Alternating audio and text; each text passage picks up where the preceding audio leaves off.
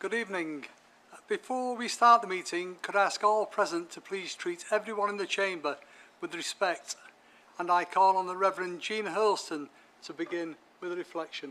Thank you, Jean.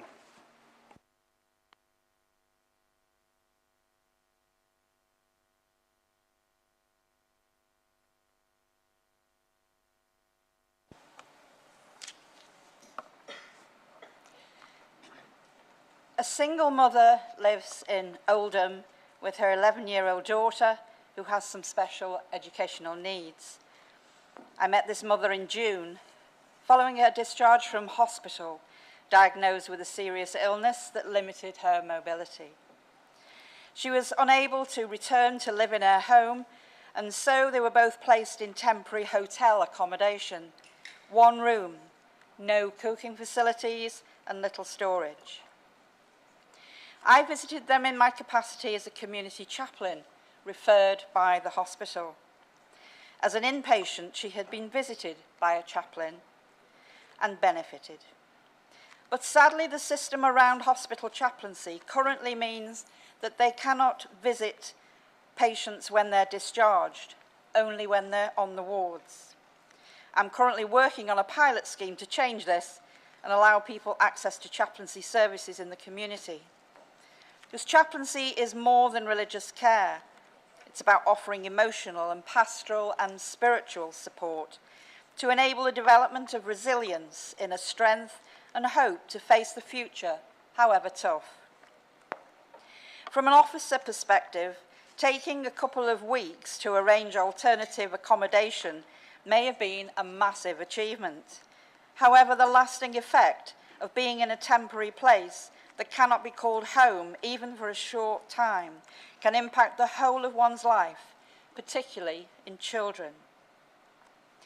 This reflection is not meant to be a case study that details who did what and when and why, but actually seeks to remind us of the importance of working together in partnership with other agencies to get the best outcome for our residents. The positives that came from this family's situation was in the way that individuals came together to help.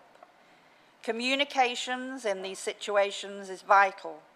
Being able to share information with permission from the family, reduce duplication of resources. The council's housing department worked their magic to enable mother and daughter to move into a flat. Her local ward councillor was incredible, offering advice and also a lot of practical help. The social prescriber became her key worker, and I liaised with a church who purchased a new washer for her and paid for it to be plumbed in. I offered pastoral and emotional support by visiting and being on the end of a phone at all hours. Greater Manchester Integrated Care Partnership seeks to support people in localities by encouraging care providers in statutory, community, faith, voluntary, social enterprise sectors to all work together. We already do this well in Oldham, but we could get even better at doing it. The partnerships we forged during the pandemic are still there and need to expand. This model of working is relational. We need to know who our organisations are and who the proactive individuals are in our patch. We should get to know one another's capabilities and what each can realistically offer. The family highlighted today could not have been adequately helped by just one agency. Since some have more resources than others, and some have more expertise in particular fields, and some have simply more time to sit, to listen, and to reassure. Together we can make a difference to our community. Megan Davis extended a traditional African proverb by writing this: "It takes a village to raise a child, and I choose to be an actively participating member of my village." The village in question is Oldham.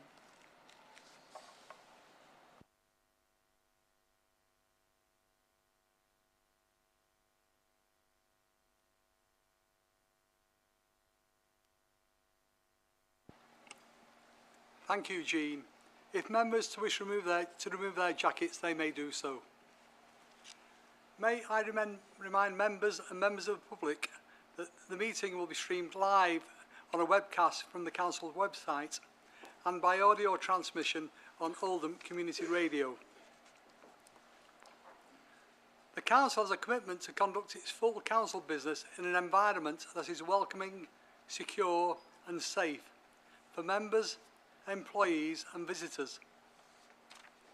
It is important that meetings are conducted in a safe and fair manner. All persons present at the meeting should be treated with courtesy and respect. This includes members of the public, elected members, employees and visitors. Behaviours, language or actions that impact public safety, cause disruption and or adjournment to the course of the business at the meeting are not acceptable.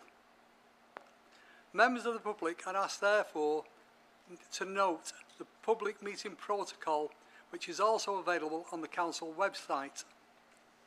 And elected members are reminded to note the elected members protocol and of the members' code of conduct, which provides details of expected principles of behaviour.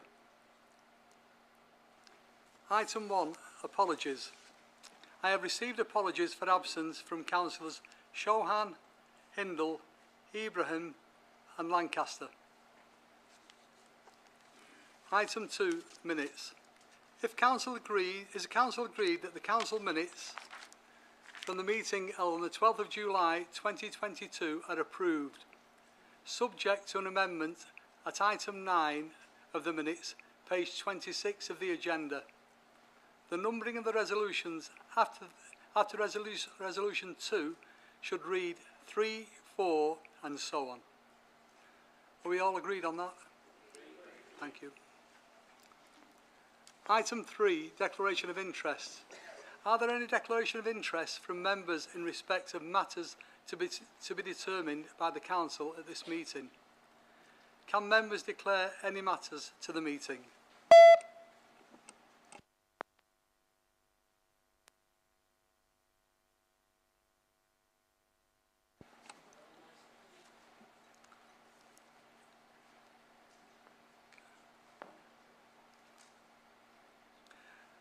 Are there any items of urgent business? There are no items of urgent business. Item 5, communications. Council will be aware that the Mayor is not present today. I call on Councillor Shah to speak. Thank you, Mr Deputy Mayor. I've agreed with the other 4 group leaders to give an update on behalf of our Mayor, Councillor Dr Zahid Chauhan, and send our well wishes to both him and his wife, Afshin. Members in this chamber will be aware that Zahid's wife and our Mayoress, Afshin, has been diagnosed with a serious illness in recent weeks. As a result, Zahid is taking some time to be with his family so he can support Afshin and their 3 children, and that is why Zahid isn't here tonight chairing full council. But I do also want to confirm that Zahid is not standing down, as some have suggested. He's just taking a break to be a husband and a father, and he will be back with us when he is able to. I'm sure I speak on behalf of all of us in this chamber when I say our thoughts and prayers are with Zahid, Afshin and their family, and thank Zahid for his commitment to public service at what is an incredibly difficult time for him and his family. Thank you, Mr Mayor, Deputy Mayor. Thank you. Members will also be aware of the sad news of the passing of former Mayor and Councillor Val Sedgwick. I have been notified of members who wish to speak. Councillor Sykes. Thank you, Mr Deputy Mayor. Val Sedgwick was a much valued colleague and friend. She was Mrs Lee's. Val had instincts for public service which she just couldn't be taught. I was honoured and touched that she asked me to speak at her funeral service at St Edward's in Leeds a fortnight ago. It was a wonderful service and very Val. First elected in 1992 for Leeds Ward, she was a joy to be around and work alongside. She knew everyone and everyone knew her. When canvassing, we'd go out and start together. More than once, when we got to the bottom of the street, she would not be in sight. Guess what? She'd be just coming out of the first or the second house she called at, having been invited in for a cup of tea or even cake. She was never keen on canvassing, but you had to drag her away from chatting to people. Val was a people person first and foremost, and a politician second. Val cared about the conditions of young people. She cared about the elderly, especially those living alone, and most of all, she cared about Lees. Councillors come in different guises. Val was not a representative who sought the spotlight, but one who got satisfaction by quietly getting things done. Val never lost sight of the community she served, and she could speak up formidably when she felt she needed to make her voice heard for her constituents. Val served on so many committees that the list is exhausting. The most prominent were environmental health, social services and housing. In 2023, Val became Mayor of the Borough of Oldham. A very proud moment for her and her family. She really was a caring and devoted ambassador for the whole of our borough during this time. Val was by far one of the most popular councillors I've ever worked with. People recognised her passion and dedication for her community, which was genuinely held. She believed in standards in public life. But it wasn't all about work. Val knew how to laugh, and she laughed a lot. When you look at the photos of her, and I noticed the book of condolences outside in her mayoral robes, you might form one impression of her if you didn't meet her. It would be a very different impression you might have formed had you seen her turn up to a New Year's Eve fancy dress party in the guise of Walt Disney's Minnie Mouse. Every year at the Lees Remembrance Service, Val would speak to ex-service personnel and pay tribute to their service and their sacrifice. There was one phrase she always made sure to use. She would say to them, "You've done yourselves proud, you've done Lees proud." Well, Val, you've done yourself proud, you've done Lees proud, and you've done Oldham Borough proud. Rest in peace, Val.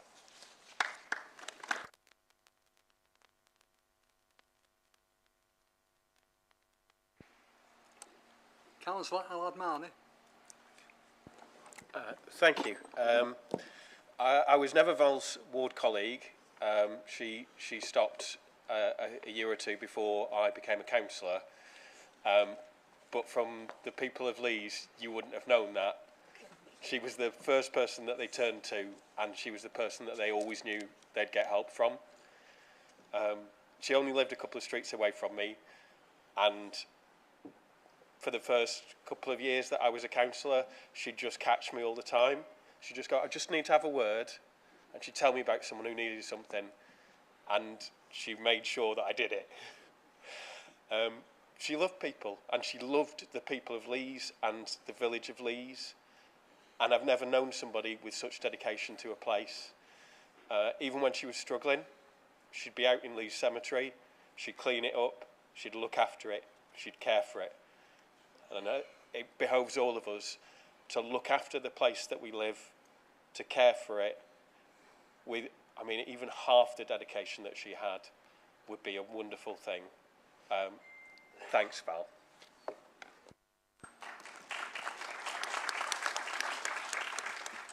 Councillor Jawar. Yeah, thank you, Mr. Deputy Mayor. I was fortunate to be the Deputy Mayor when Val was the Mayor in 2003-04. And I can say genuinely, I learnt a great deal from her while she was Mayor. And that helped me tremendously when I became the Mayor the following year. As the previous speaker said, Mr. Deputy Mayor, that she was genuinely a people person. Whenever she went, whether councillor or mayor, she was able to engage with people so easily. And I think that's not a quality that everybody possesses, but Val did, because she was just that kind of person. She was extremely popular, and she was very easy to engage, even as an opposition councillor, not as a deputy, but also as a councillor. I was very friendly and able to engage with her. And I think when Councillor Sykes said that she was very popular, she was popular obviously in Lees because that's the area she represented, but I think it's right to say, Mr. Deputy Mayor, that she was a popular councillor in Oldham. You know, and that is absolutely correct. So on behalf of the Labour group here, we'd like to send our condolences to her family and friends, and also to say thank you, Val, for what you did for Oldham, especially for Lees. May you rest in peace. Thank you very much.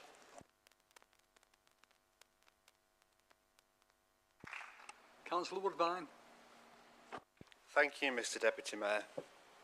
Val was first elected 11 years before I was born in 1992, with 1,258 votes defeating her friend Hughie MacDonald in the Lees ward. Val then served consecutively on this council for 24 years, 1 year of which she spent as the mayor of the Metropolitan Borough. She always represented the village she loved, Lees, firstly in the ward which took its name, despite containing lots of central Oldham, and latterly Saddleworth Western Lees ward. While understated, she was a leading lady in politics in this borough, one of the first few female mayors, and definitely one of the longest serving elected members. She was a local legend in Lees, and it's easy to see why. She was a lovely lady and the most familiar face in the village. I was obviously not in politics when Val was, but I seem to have been aware of Val for a very long time because she grew up on Booth Street in Lees, around the corner from my grandfather, and most of her casework over the years I'm sure was not sent by post or email, but by people stopping her on the high street or in the co-op. She was universally popular, and people from across the political spectrum voted for her because she worked hard for the ward she represented and she never overpromised. She was a selfless public servant and community councillor. For Val, people came first and politics came second, and that's the way it should be for all of us.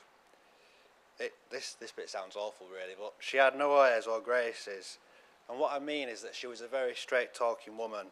She called a spade, and she was very, very down to earth.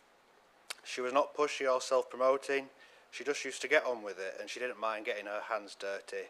I often saw her in Lees Cemetery, quietly doing some gardening or cleaning graves which had not been visited for a long time. She was also involved in organising the Whit Friday in Lees, and she was involved in the Anglican churches for a long time too. She was the church warden at St Thomas's for a long time, I don't know how many years, and she was also a school governor at Haywith Zion. She was not a Catholic, but she attended Mass with us Papists at St Edward's occasionally too, and it was a source of pride that she was that she had a funeral there a few weeks ago.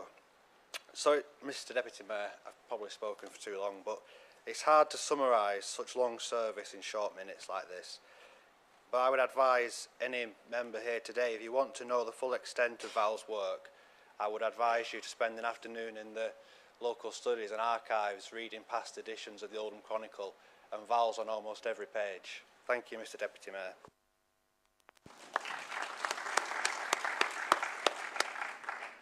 Can I ask members to stand for a minute's silence in memory of Val?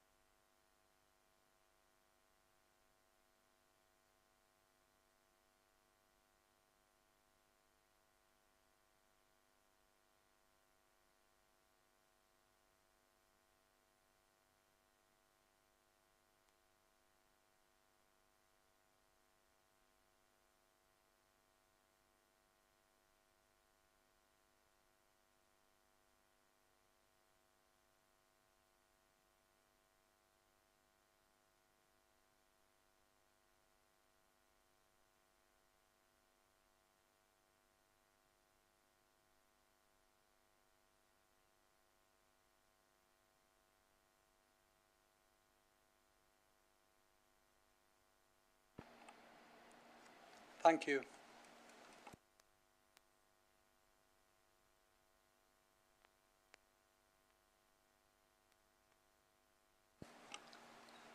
Members will also be aware that this is the last council meeting for the Director of Finance, Anne Ryans.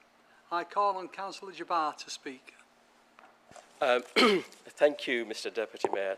I'd like to take up a couple of minutes of the time and pay tribute to a colleague who's leaving the Council after 17 years of sterling service.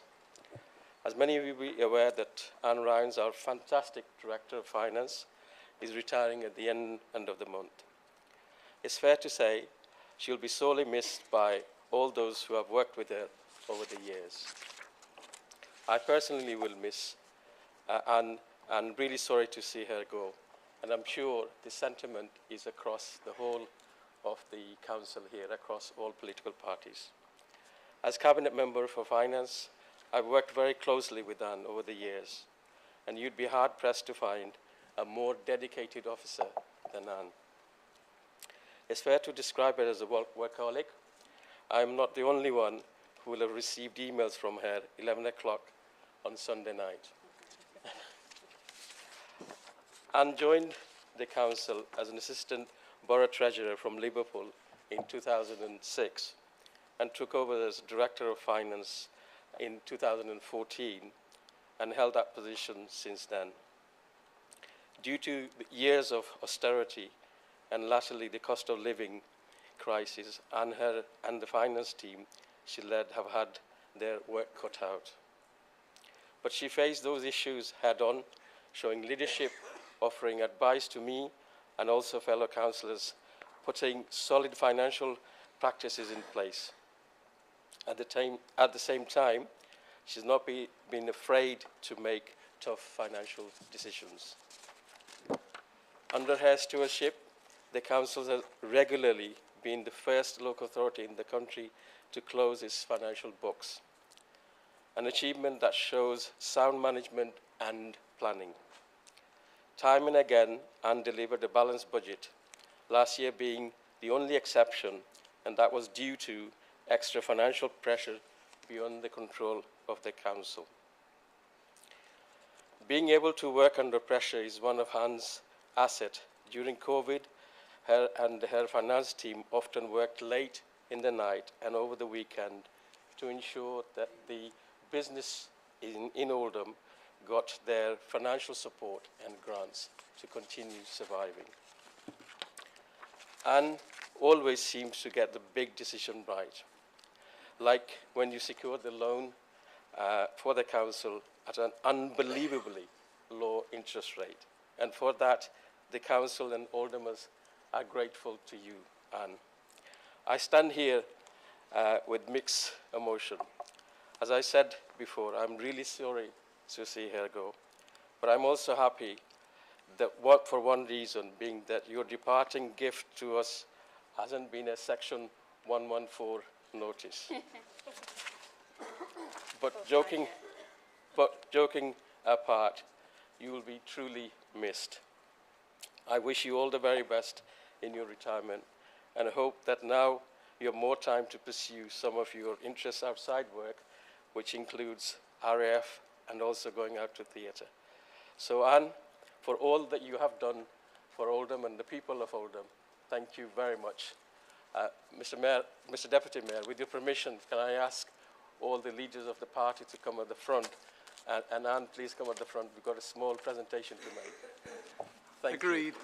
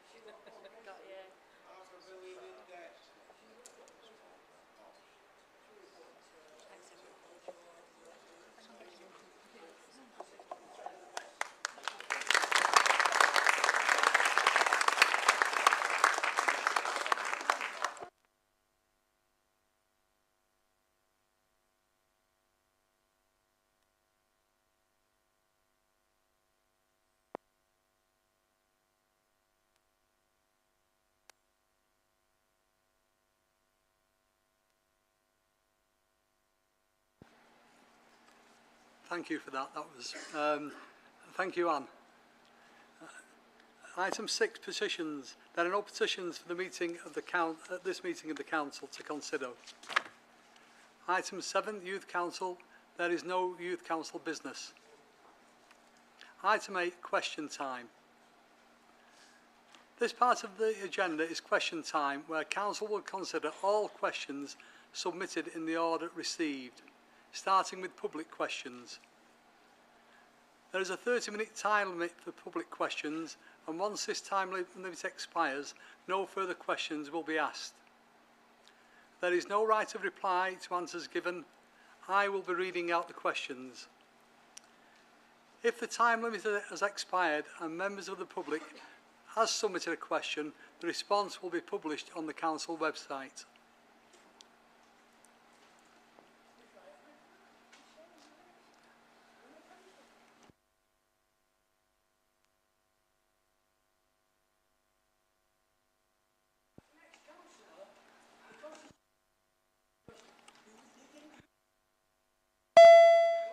Mr. Bates, if you do not sit down and be quiet, I will ask you to be removed.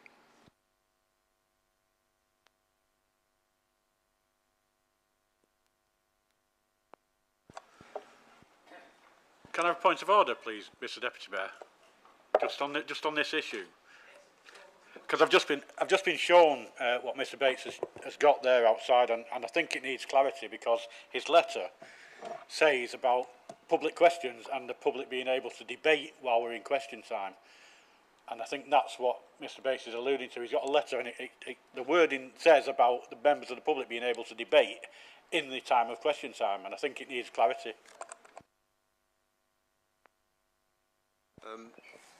So the vote can say is that in the Constitution at the moment, the particular section relating to public question time doesn't give a particular ability or power for the members of the public to debate or to question any. It's a question that is asked and answered by the relevant cabinet member. But that's the letter that I've got the word in here, and to me it reads as though the public are allowed to contribute. So, do you want me to? I can read the line out for you. What? Council, Mr. Bates, please sit down.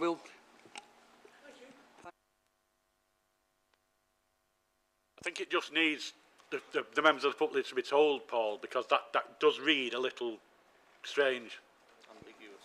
That's the word. All we've got to do is to look at what the Constitution says about public questions, and the Constitution says that the public question section relates to asking a question, which is asked by the Mayor, and responses which are given by cabinet members. There's no provision in the Constitution to allow members of the public to debate while questions are being asked. But this letter says that we warmly invite members of the public to contribute during question time, and it says residents will be able to speak and listen to. This will need to be discussed outside of this meeting. As we are now, there is no response, or it's no debate. It's a question and an answer.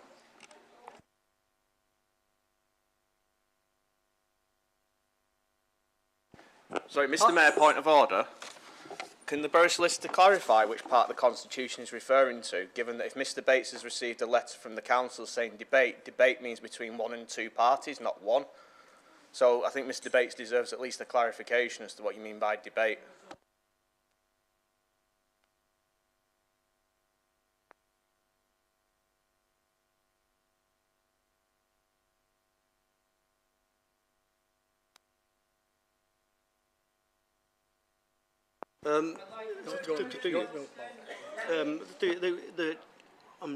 It's not clear what particular letter Mr. Bates is referring to. Again, just repeating that the Constitution specifies how the Council should deal with public questions at Council meetings. So, sorry, can you refer to the section then, Paul, if you don't mind, please, as Borough Solicitor?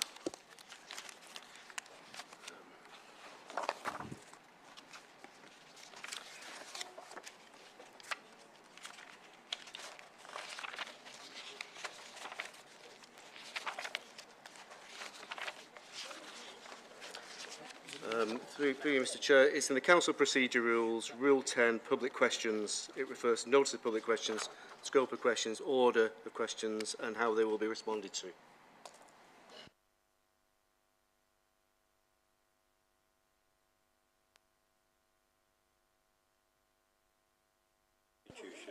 Well, that is the final answer at this point. We work into the Constitution. If you want to show us that letter after the meeting, then by all means, and we perhaps have a discussion, but not here. We are moving on to the questions. Thank you. We are moving on to the questions. It is not for discussion here. Thank you. Right. The first question has been submitted by Megan Birchall. I saw the video of the old TJU's building being demolished. I can also see a visible difference in the town centre. There's still a lot of work going on and lots to do. I was wondering what the time scale is for the various projects. I call upon Councillor Shah to reply. Thank you, Deputy Mayor, for reading out the question, and to Meg Birchall for asking the question. The new workspace in Spindles will be completed first, with council staff moving into the space over the winter months. This will immediately increase footfall in the Spindles and spending in our town centre businesses. It will then also free up the site where the civic centre is needed for some much needed housing. This includes moving Access Oldham and TFGM Travel Shop into the unit that used to house H&M opposite Rhode Island Coffee, to provide a new single space for residents to access help and support in the town centre. The Hive Social Enterprise Hub will also be completed later this year to support local residents with businesses, start-up support, and to provide enhanced opportunities for local businesses to network and to grow. In 2025, we'll see the new Market Hall, Archives and the Heritage Centre, and the new event space that are due for completion.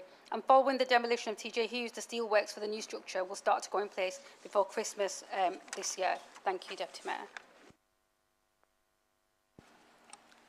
Thank you. The next question is from Shadab Kumar. I saw the press release about the new partner for the town centre regeneration and development of the area, including housing. I want to know what type of housing will be built, and will there be affordable housing for those that are finding it hard to afford good housing? I call upon Councillor Taylor to reply. Thank you, Mr Deputy Mayor, and thank you to Mr Kumar for his question. I think it's fair to say that all of us in Oldham Council are really excited about the next stage in our town centre regeneration and the appointment of Muse as our private sector development partner. The exact type of housing that will make up the 2,000 town centre homes hasn't yet been fully decided and will be subject to formal planning applications, including consultation with residents in due course. There will, however, be a range of housing to be provided, both in terms of type, i.e. the number of bedrooms, and tenure, and the Council will seek to ensure that a minimum of 25% of the new homes are affordable homes, as per our stated targets. We will also look to make sure that all homes are built to zero or low carbon standards to help Oldham meet its ambitious climate emergency targets. Thank you. Thank you. The next question is from Adam Pate Jones. What does appointing a private sector development partner actually mean for Oldham and Oldhamers? I call upon Councillor Shah to reply. Thank you, Mr Deputy Mayor, and thank you, Adam, for your question. I think appointing a private sector partner will allow the Council to harness Muse's experience, I should say considerable experience actually, their resource capacity, their technical expertise, their financial resources and strong relationships with key stakeholders across GM, Homes England, the Department for Levelling Up Housing and Communities, which will help to accelerate progress and delivery of the much needed new homes in the town centre. The Council are delighted to have selected Muse Places, who are an award-winning master developer of national acclaim and its partner, especially given the personal commitment from their Managing Director, Phil Mayall, who is himself an Oldhamer, who understands the importance of our heritage, the pride in our communities, and shares our passion to have quality, affordable, efficient and sustainable homes. Thank you, Mr Deputy Mayor. Thank you. The next question is from Shona Farnworth. In Oldham, there are many unpaid carers to friends and families, such as providing personal care, arranging medicals and social support and attending appointments. And with the Carers Leave Bill being passed recently in Parliament, does the Council believe that more action is needed both nationally and locally to support people in work with caring responsibilities and the borough's unpaid carers? Will the Council support this effort by launching an unpaid carers survey in Oldham so that carers can have their say on the support and services they need? And will the Council offer efficient, effective support and guidance that is always available for carers throughout the borough? I call upon Councillor Brownridge to reply. Thank you, Mr Deputy Mayor. Thank you, Shona. This is a really important question because 9.8% of our population are unpaid carers, and we know that they do a really amazing job. We do believe, however, that we can do more to support them. So this year, later on this year, we'll be launching our new carers strategy.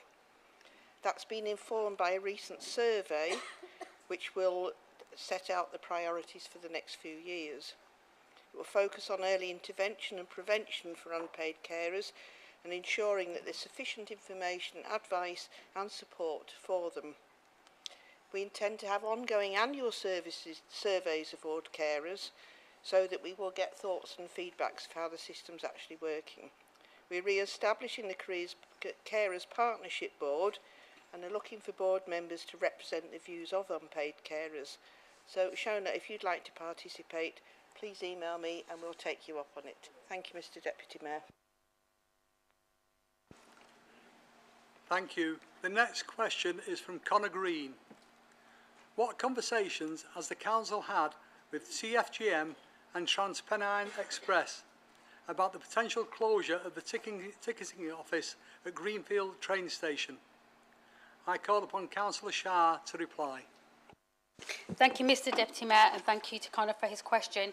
I have to start by saying, Mr Mayor, I think it's a disgrace that last week the rail operators themselves admitted that they knew that this will make it harder for older and disabled residents to travel by train, and yet they've put these proposals forward anyway with apparently no shame. Railways are a vital connection for many of our residents, especially in Saddleworth, and preventing vulnerable residents from being able to access the city region and beyond is absolutely unforgivable. Both the Council and TFGM have massive concerns about this proposal and have expressed strong objections back to TransPennine through consultation responses. I've written a joint response with Oldham MPs Jim McMahon and Debbie Abrahams. We are currently waiting for feedback on this matter. As I said, we've objected to this as a council and we hope that the plans do not go ahead. Thank you, Mr Deputy Mayor. Thank you. The next question is from Lateef Chowdhury.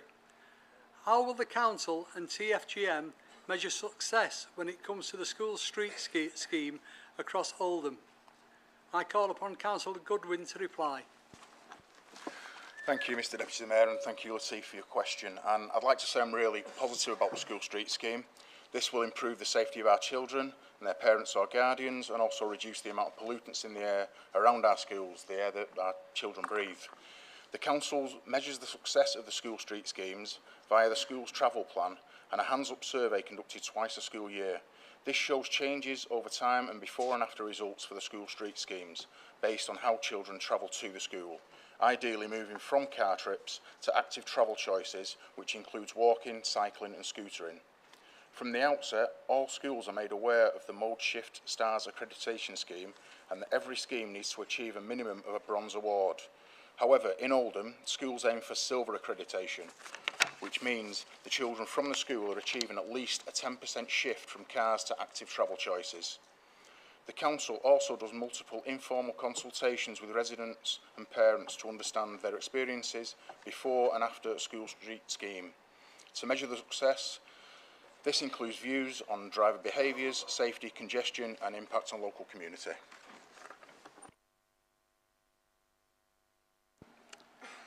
Thank you. The next question is from Stephanie Shuttleworth.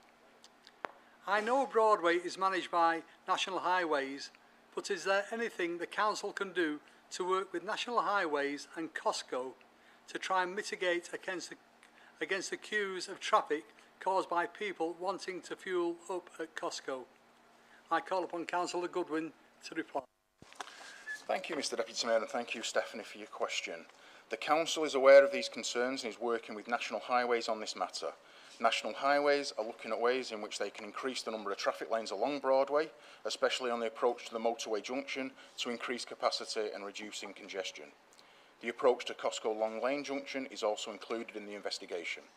The Council has been informed that proposals are being developed and new road layout designs are being finalised with the intention of consultation early next year. Depending on feedback from local communities and understanding the complexities for the construction programme, this could be underway next year.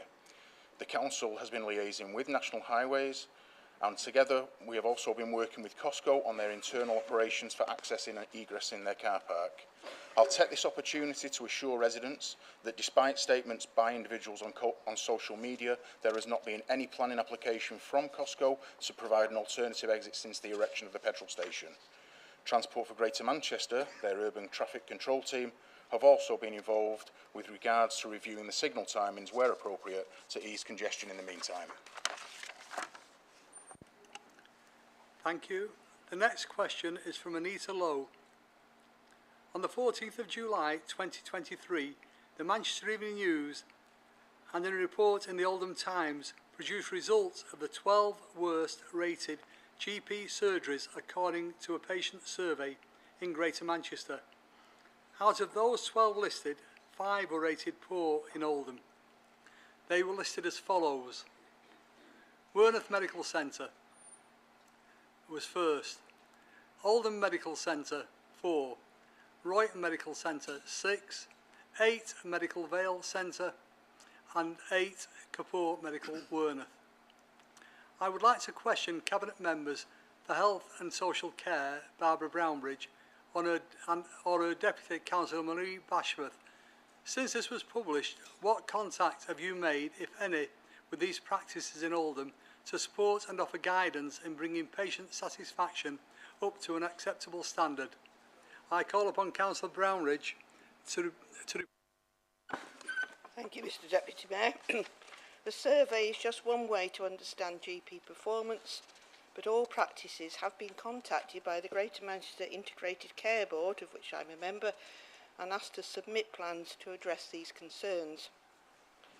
All of the practices were obviously disappointed with the results of the survey and accepted that further action is required to address these issues. All 5 practices highlighted in the Oldham Times piece are amongst 26 Oldham practices that have submitted an expression of interest for modern general practice access funding because they recognise residents' frustrations. Clearly there is work to be done about access to appointments and understanding how the GP system works, but I want to reassure residents and councillors that access to GP appointments is an issue that's constantly raised with the new integrated care system, both locally and at a GM level, and it's one of a number of complaints that residents have made when we're out on the doorsteps. So we're aware of it and we are investigating to see what can be done to improve the situation. Thank you, Mr Mayor. Excuse me. It's not. Excuse me. Can you please cease?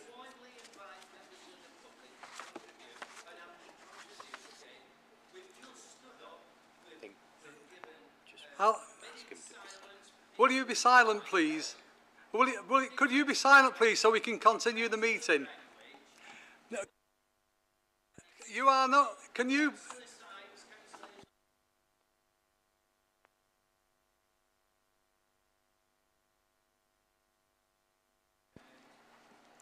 If you continue to disrupt the meeting, I will need to ask you to leave. If you continue to disrupt the meeting, I will need to ask you to leave. Can you leave the meeting, please? Can you leave the meeting, please?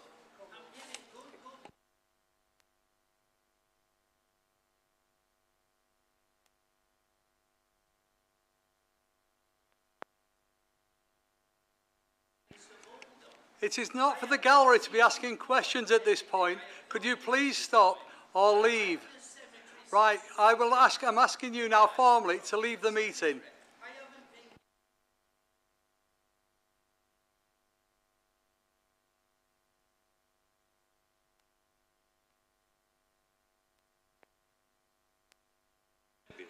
Could we please remove that gentleman from the meeting?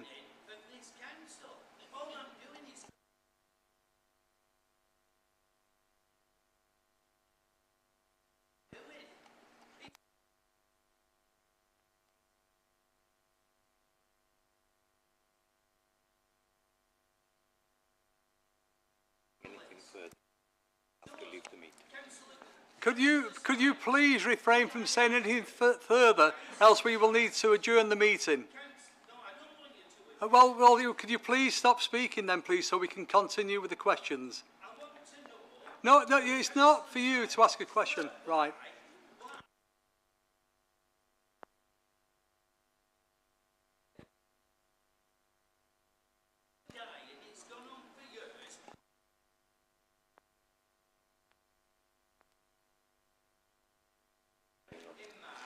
We're just going to adjourn the meeting for a minute and ask him to... Could you remove the gentleman?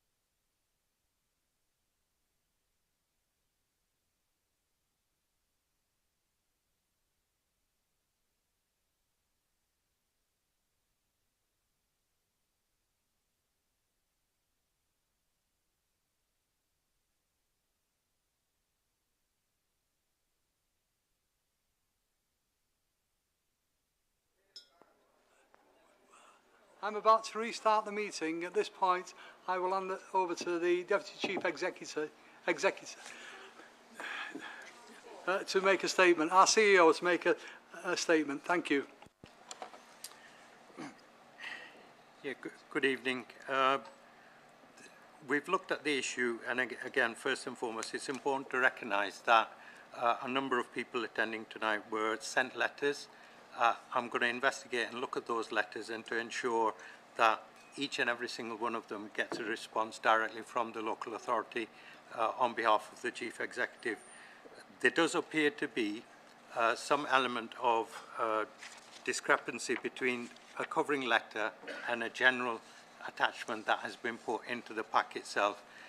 And it can be read, well, it does say very clearly that where public meetings do take place, there is an encouragement for active participation, and therefore I have apologised personally to Mr Brown. I've agreed to meet with him to discuss with him his specific issues, and I would say that we would, as a council, meet with anybody and work with them to resolve any concerns or issues that they have personally. We do recognise people have different vulnerabilities, different challenges, and we're here to serve the public. So effectively, with that in mind, I'm going to hand back over to the Mayor, and we will contact those individuals individually who've received this letter, and we'll ensure that that's put right, and where appropriate, we will ensure that an apology is offered.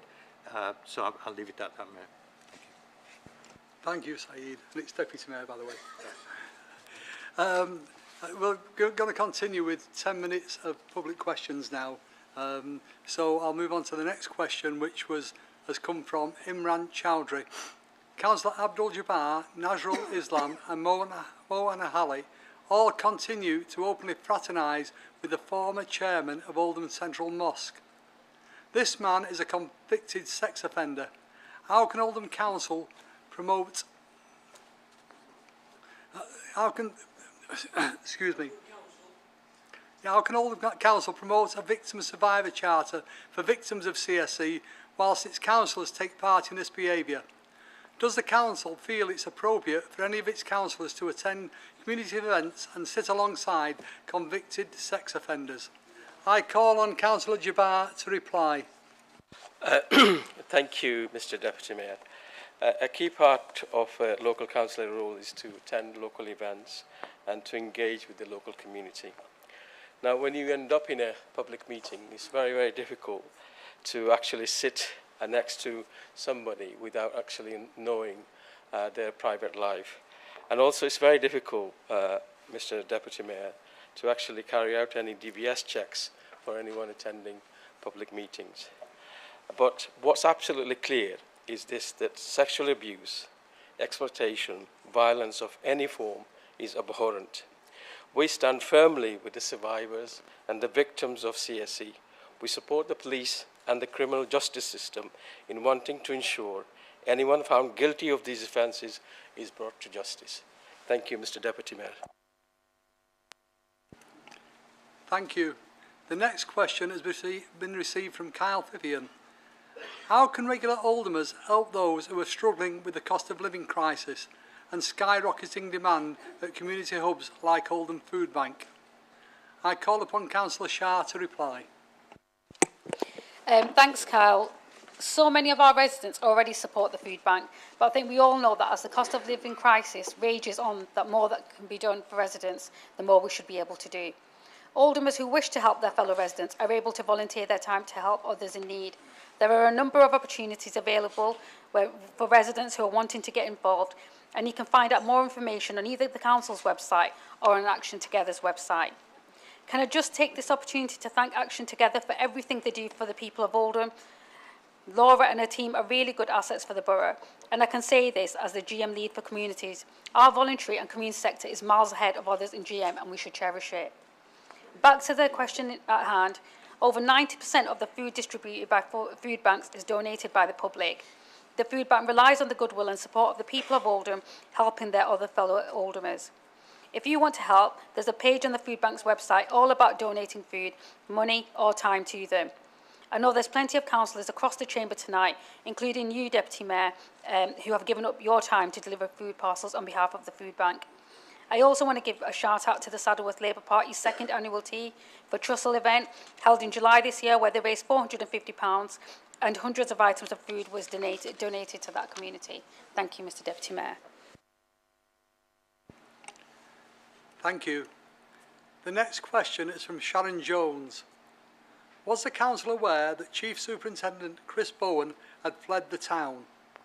Can the council reassure the public that we are safe and that nothing untoward has taken place with the sudden departure of Oldham's most senior police officer? I call upon Councillor Goodwin to reply. Thank you, Mr Deputy Mayor, and thank you to Sharon for a question. I'm grateful for the opportunity to clear this up and prevent the spread of further conspiracy theories. Obviously, personnel decisions taken by GMP are up to them, but I can say that Greater Manchester Police frequently reviews the portfolios for which its senior employees are responsible for, moving senior officers into different roles to provide specialist skills where they are needed and to maintain professional development. Chief Superintendent Goodwin Bowen had been in post as District Commander for Oldham for nearly 2 years, and rather than fled Oldham, has now been reassigned by GMP in a role appropriate for his skills and experience. Temporary Chief Superintendent Phil Hutchinson, who has been the Operations Superintendent for the Oldham District since early 2022, is currently providing leadership to the district pending their routine scheduled promotion process. And I'd like to reassure the public that nothing untoward has taken place and police operations are continuing as normal.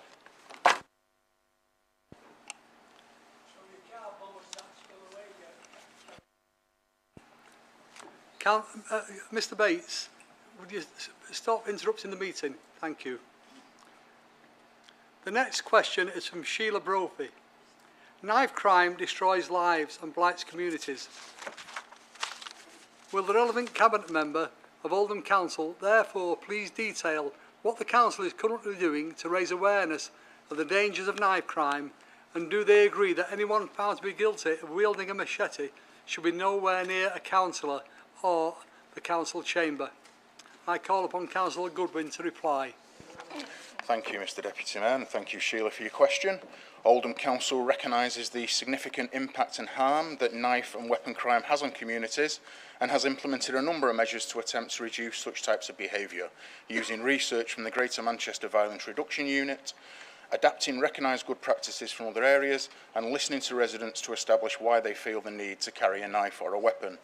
The responses have been included in inputs into schools using presentations and the commissioning of a play regarding knife crime.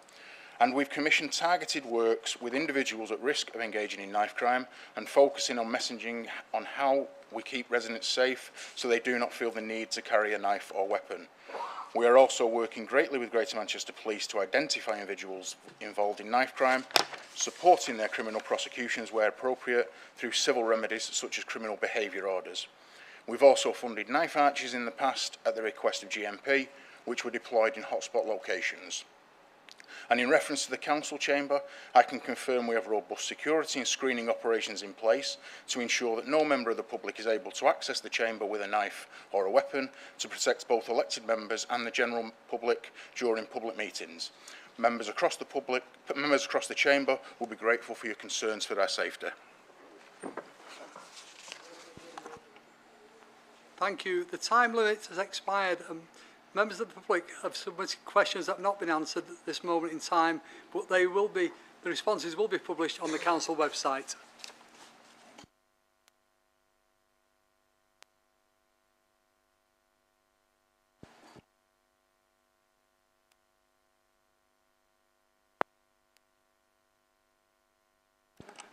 Apologies. The next part of this section is question and leader Cabinet time with a time limit of 30 minutes.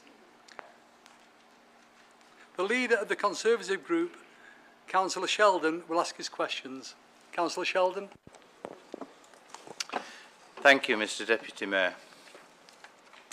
The Oldham Coliseum was a local and indeed a national landmark that was immensely popular with the residents of Oldham until it was forced to close at the end of March, with the council leader at the time claiming that the building was at the end of its life. A new independent report, however, highlights that the building is not beyond repair and that a cost of around £137,000 in repairs would be enough to have kept the theatre open, at least until the new building on Union Street is built and opened, which would have allowed the team at the Coliseum to continue to deliver their craft in the borough.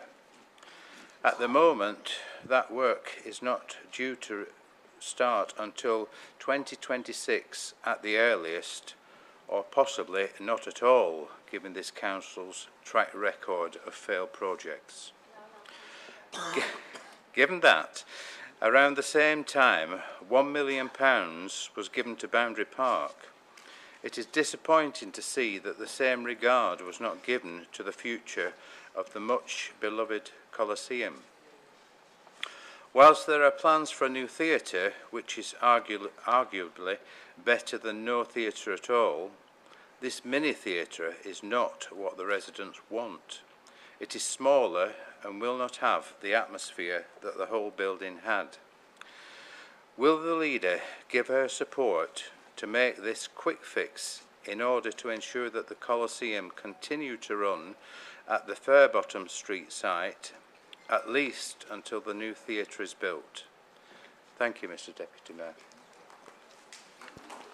I call upon Councillor Shah to reply.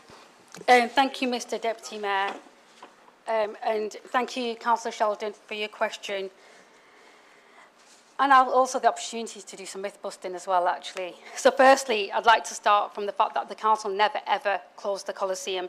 In actual fact, it was long before any conversation that they'd ever had with the council that they'd already decided that they were going to close the Coliseum. And they did that without the input from the council. What I do need to clarify is that for 10 years, both the Coliseum and the council have known and have agreed that the Fairbottom Street site is not fit for the future and not the theatre that we need. The Coliseum have not informed us they have changed their mind on the need for that, and I'm in regular contact with the new chair.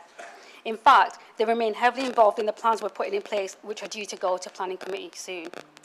Whilst the Fairbottom Street building was and remains much loved, and I share that love for it, it had significant issues requiring a huge amount of investment for it to have a long-term future. So the report that we've seen and the report that the council did doesn't deal with the long-term fixes that are needed to have that building remain open. It would have needed major redevelopment works and the addition of new facilities to bring it up to modern-day standards for access and the widest range of audiences of all ages, including people with disabilities. The constraints of the site and the age of the building were also further difficulties in addressing these crucial improvements. The building condition survey carried out in February this year by the council had some concerns, and the subsequent independent report carried out by the planning team also shared them same concerns, which the report that the new board has commissioned alludes to as well, but they do not address again the major underlying issues. Instead, both reports relate only to urgent health and safety works, which would have needed to be immediately addressed if the Fairbottom Street building was to be continued to be used. The cost of these repair works cannot therefore be interpreted as a cost of bringing that theatre back into use in the long term. Now, the new theatre, when it does happen and does come into fruition, and I do believe in our Creating a Better Place programme, and I do think that, and it started delivering already, we've seen like diggers in the ground and things happening. I do believe that that is going to be the theatre that everybody is going to learn to love, and the Coliseum, we're in regular contact with them, Councillor Sheldon. We wouldn't do anything that they wouldn't agree with, but we have to be really, really sensible in our approach. It would be really reckless for me, as much as I'd love to share that emotion, because I do, it'd be really reckless for me as a leader to say that we would put that money in now for a short-time fix. We're just not in that financial situation to do that at all. Thank you. Deputy Mayor, may I make a point of personal explanation?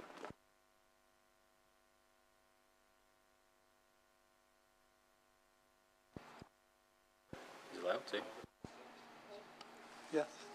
Yeah, points of personal explanation. Just with reference to the initial point made by Councillor Shah, and I realise that she wasn't present at the time, saying that there weren't discussions with the council before the decision was taken to close the Coliseum. There were discussions with the council, which I was present at. Councillor Samuel Hamdani is right. He was a member of the board. And no, the discussions weren't in the spirit that he's just said. Everything that I read, the discussions that I've had, even with the new board, the discussions I've had while I was leader last time and deputy leader, are not what Councillor Samuel Hamdani is alluding to. They have long known that that building is not fit for purpose. They have long known that it's not going to last for as long as they want it to. But they've also been in continuous conversations with Councillor Samuel Hamdani on the board in terms of the viability of that building. And once again, it's not the council that closed it. It's their own choice. Thank you. Councillor Sheldon. Mr Deputy Mayor, if I could just add a little thought of my own, would that be all right to the last question? All I'm asking for is that it is peanuts to keep this theatre open, which we could do until the new theatre is built, and we don't want to lose talent to...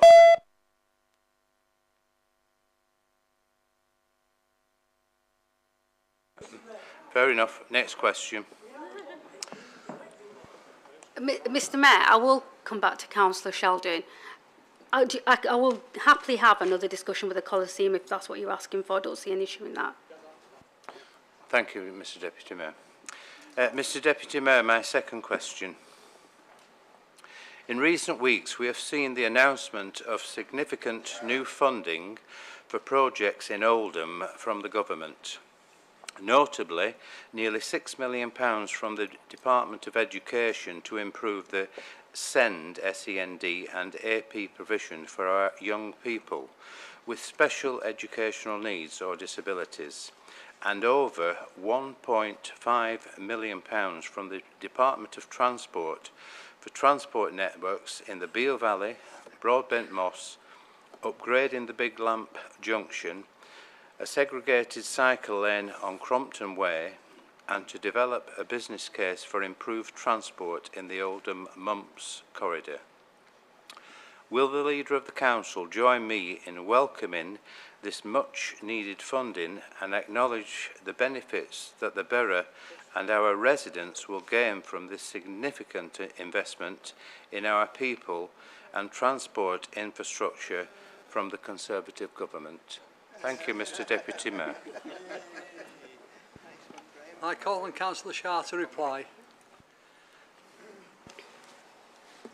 If I thought my response would be a sincere one, I'd be happy. There's nothing more I'd love to stand here and acknowledge government funding for Oldham if I thought they did that in a sincere way. One-off funding I'm deeply grateful for, but we can't hide away from the absolutely unfair cuts that we've had to make for the last 13 years because they've pulled funding from everywhere else. What I would like, and I would gladly acknowledge the government of today, if they would reinstate public funding for services that we have to take away from our residents that need it the most. So the one-off funding is great, but actually what we do have to acknowledge is that they have chronically underfunded local government for many years now, and we're going to see that we've seen the impact already, and we're going to continue to see it.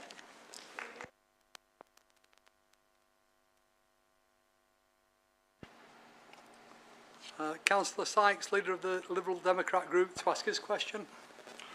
Thank you, Mr Deputy Mayor.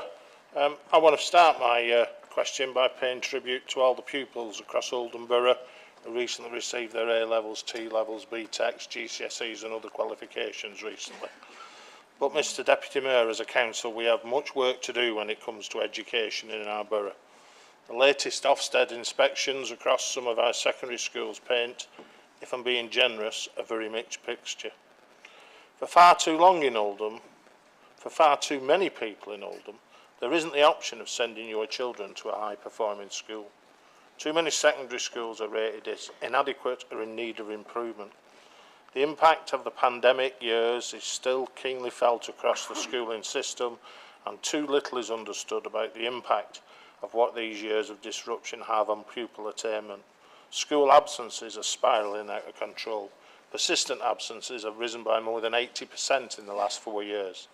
The damage that this missed classroom time is going to do to the future life chances of our next generation cannot be overstated. This is unacceptable, and it should be a top priority for this council to help put it right. Last month I wrote to the Director of Children's Services following the mixed Ofsted findings, asking him to outline the Council's strategic response. Since then we've had results day and another set of Ofsted findings, and this time dealing with SEND provision in the borough. The outcome, widespread systematic failings which must be urgently addressed. So will the leader outline her administration's plans to tackle these important issues and play a leading role in delivering the first-rate education offer that Oldham deserves, or is the strategy to wait for handouts from the great and good at Eton College? I call upon Councillor Shah to reply. So thank you, Councillor Sykes, for your question. And I have to say, I agree with most of what he says, but the reality is that we don't control most of these schools, but that doesn't mean to say that we haven't got a plan and that it's not our problem. So I do share the frustration that he has because it affects our residents. I've had lots of chats with the Cabinet Member for Education, Councillor Mohan Ali, about ways we can improve this, but the difficulty is a fragmented education sector, which is an issue that is beyond Oldham, unfortunately, but we do continue to lobby as much as we can and do what we can. It's an absolute top priority for us, and it is a major priority for our new Director of Education. Our primary schools are performing well, but we know some of our secondary schools are underperforming and we need to do more. The simple answer to Councillor Sykes' question is yes, of course I will. Thank you. Councillor Hinds, leader of the independent group, to ask his question. Thank you, Mr Deputy Mayor. I, along with many others within the borough, were horrified to read the Ofsted report on the recent SEND inspection, which has identified that this council has yet again failed vulnerable children. Prior to the inspection, it was communicated by both the Managing Director of Children and Young People and the Director of Education, Skills and Early Years that, and I quote, "We are confident we have a lot of excellent practice to showcase." Unfortunately, Ofsted's conclusion was there are widespread and/or systematic failings leading to significant concerns about the experiences and outcomes of children and young people with special educational needs and/or disabilities, which the local area partnership, i.e. this council, must address urgently. Yet again, this highlights the gap between the delusional mindset of the council's senior officers and leadership against the painful reality of those parents and carers effectively at their mercy when seeking services and safeguarding for their children, whether it be from grooming gangs or, as it is now, by inept delivery of services to those who need it most. So my question is simple. Who in the leadership of this council is willing to take responsibility and apologise for this latest monstrous failure? Thank you. I call upon Councillor Shah to reply. Thank you, Mr Deputy Mayor, and I'd like to thank Councillor Hinds for his question. But before I respond, I will say, make a request to members across the chamber. I think it's legitimate to attack political opponents on areas of policy. I think that's fine. I think it's legitimate for members to raise their concerns about services that they are disappointed with. But I think it's illegitimate and unfair and not nice and unkind and goes against every and all the values that we believe in when we criticise officers in the way that we do. This is a political forum, full council is. You know, officers aren't here, they don't have the right of reply, and it's massively unfair. I don't believe anybody, and I've said this, I can't remember how many times, comes to work to do a bad job. Elected members across this chamber, regardless of what colour rosette they wear, we might have different ideologies, but we don't come here to do a disservice to our residents. And I just think a little bit of respect for councillor officers will go a long way, especially when most of our officers are our residents too. But I can't pretend that I wasn't disappointed in the outcome of the recent SEND inspection by Ofsted. So I do understand why Councillor Haynes would raise this today, and he's right to do so. Not for us as a council, and not for officers, and not for anybody else, but for all those families and young people who we support through those services. The safety and care of all Oldham's residents is a top priority for us. So we've taken the feedback from that report extremely, extremely seriously. The report did highlight what is working well and what more needs to be done to protect this vulnerable group, children and young people with special educational needs and disabilities. We're glad inspectors recognise the progress that has been made since the last inspection in 2019, but the report did clearly indicate and identify some significant areas that we must address with the NHS as soon as possible. This is a partnership agreement between SEND and us. It's the council and the health service, and we will be holding people to account and putting in governance structures that means that we do the best for our residents. These improvements include urgently identifying and addressing delays and gaps in access to health services. It is unacceptable that children are waiting too long for speech and language therapy. It is unacceptable that they wait too long for mental health support. And this council has to lead the improvements that are needed. And in that regard, I have no issue, Councillor Hints, in standing up and apologising for them failings, because I do see it my responsibility to hold us to account and our health partners in this. We're working alongside the NHS to deliver and oversee an improvement plan and address all the feedback we've been given. We're also working with Point and Oldham Parent Carer Forum to ensure the views of parents, carers, children and young people influence that improvement to ensure that they get the services that they deserve. In terms of the... Move extension. Move extension. Agreed.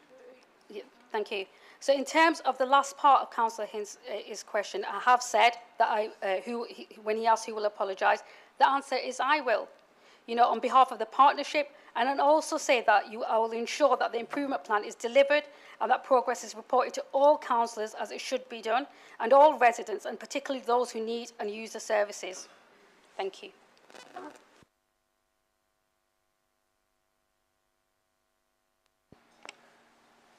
Councillor Holbin, Leader of the Failsworth Independent Party, to ask his question. Thank you, Mr Deputy Mayor. On Councillor Shah's first journey into that seat as the Leader of the Council, she introduced Don't Trash Oldham. People have mixed views of how it went, but we're all aware of the litter and the fly tipping. The problem that I think we've got, and I think needs addressing, is recently the people that run our tips now have put another thing out stopping people from taking certain vehicles in, along with the amount of times that we're now limited to, are these things that need addressing by the council, because otherwise Don't Trash Oldham is not going to work if all these restrictions are put on people who are using the public tip.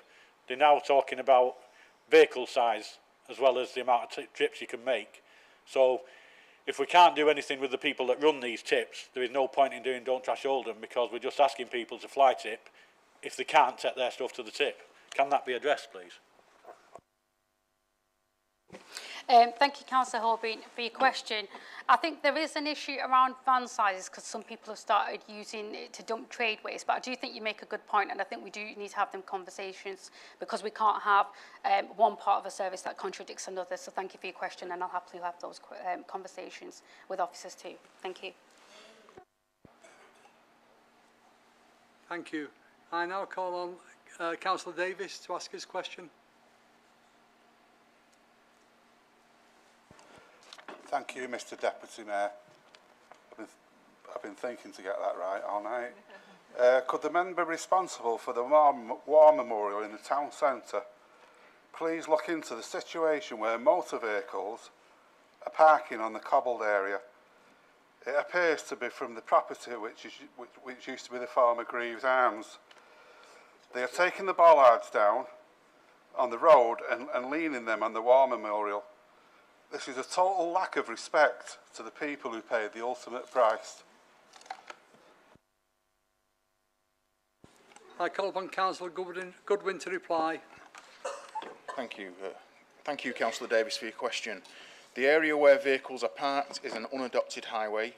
However, the vehicles do cross and remove bollards from a part of the highway that is adopted.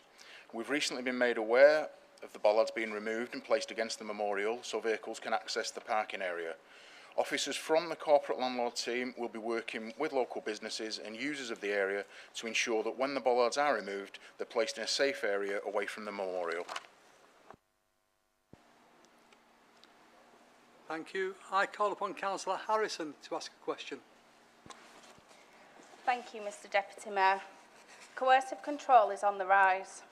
In fact, according to the ONS of the 25th of November 2022, significantly so. There were 41,626 recorded offences of coercive control in England and Wales in the year ending March 2022. This is up from 33,954 the year before and 24,856 the year before that.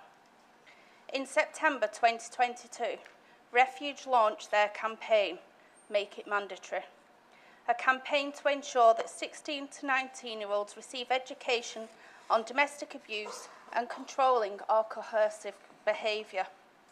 It is my personal belief that this is not early enough, but in any event, they found that less than half of 16 to 19-year-olds are receiving this education. Please can the Cabinet Member for Education provide the statistics on the number of 16 to 19-year-olds who are receiving this education in Oldham? A breakdown of each educational facility will be appreciated too. Thank you. I call upon Councillor Ali to reply. Thank you, Councillor Harrison, for your question.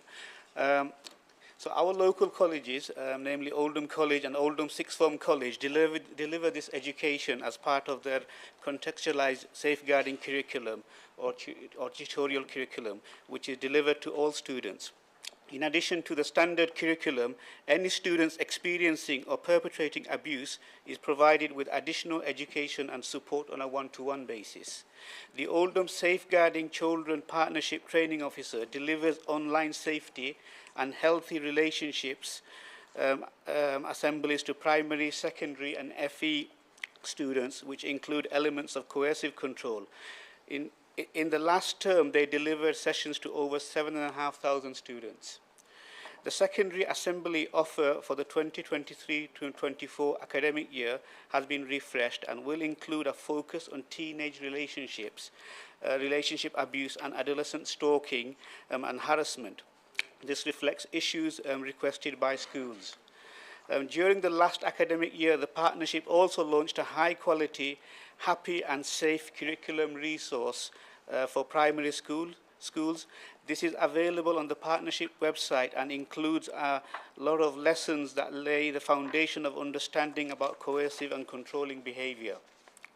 Linked to this, as part of the 2023 White Ribbon Fortnight of Action, a conference is being held with young people on the 29th of November to develop peer leadership around promoting healthy and respectful relationships. Thank you. Thank you. Thank you. I call upon Councillor Byrne to ask a question. Thank you, Mr Deputy Mayor. Get the right piece of paper. My question is again about road speed limits. During COVID, we were able to, on a national basis, to reduce town and village centres to 20 miles an hour. Whilst not popular at first, more and more 20 miles per hour have been requested and implemented. I was told some 4 years ago by a previous senior highways officer that there would be a study of all the speed limits on all the roads in the borough. This never took place as far as I am aware, and many roads in the Saddleworth wards without footpaths are still at the upper end of the national limit of 50 miles an hour and are used in excess of these speed limits. I've even presented petitions to lower the speed limits in these particular areas. I understand that more 20 mile per hour areas are to be proposed, but when can I expect a thorough study of other limits other than 20 miles per hour? Thank you, Mr Deputy Mayor.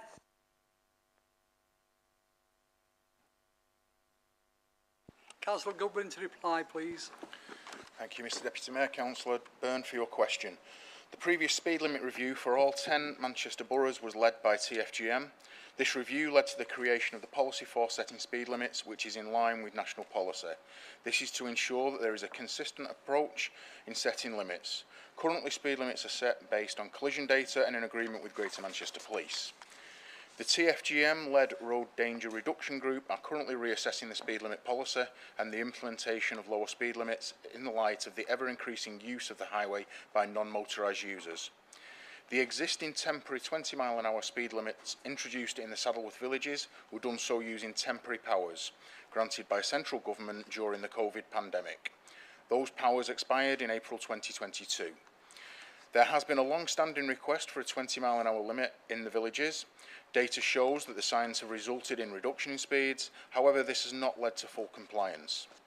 As and when funding becomes available, Oldham Council highways are changing COVID-era temporary measures to permanent physical restrictions. Linked to this, funding has been confirmed for traffic calming and permanent 20-mile-an-hour limit within the Upper Mill and Dobcross areas, which will be consulted upon in the next couple of months. It should be noted that Greater Manchester Police don't support the introduction of permanent 20-mile-an-hour speed limits without the physical measures to make them self-enforcing. Thank you. I call upon Councillor Kenyon to ask a question. Thank you, Mr Deputy Mayor. Every ward in the Oldham Borough has been affected by the telecom mast installations by Ix Telecom. I'd be surprised if there was a councillor in this room who hasn't been contacted by a resident complaining about the eyesore of one of these new masts plonked outside their home with no consultation. Apart from a meeting with Ix Wireless and a trial supposedly starting in Chadderton soon, what have the council done? One of the key requirements is that all operators are required to explore site-sharing opportunities under the terms of their licences. What evidence does the council have from telecoms operators that this has been done for every proposed new mast location? If they have provided evidence, who, as a technical expert, has reviewed their justification? Which have been challenged, questioned or refused as a result? The code set out in Schedule 3A of the Communications Act 2003 prescribes the rights and responsibilities that telecoms companies have when installing new masts. So if we want to make a change to their procedures and the planning requirements, this means a change to the code and the Act. Nothing will change unless this is done. So, has the Cabinet member responsible written to the relevant Member of Parliament or Select Committee requesting that the Act is changed, and if so, when did they do it? Thank you, Mr Deputy Mayor. Councillor Taylor to reply, please. Thank you, Deputy Mayor, and thank you, Councillor Kenyon, for your question. The Council is aware of proposals by IX Wireless to roll out their infrastructure in the borough, utilising rights available to them through national planning legislation, meaning that some of it does not require approval from the local planning authority. These are known as permitted development rights. However, where masts are proposed to be erected under these rights, the operator must first obtain what is known as prior approval from the local planning authority. This requires them to make an application, and the local planning authority will then need to determine on a case-by-case basis whether their siting and appearance is acceptable or not. No other matters can be considered under this process. While such legislation exists, the Council must accept that operators such as IX Wireless have rights to install their infrastructure, albeit subject to compliance with any conditions contained within them.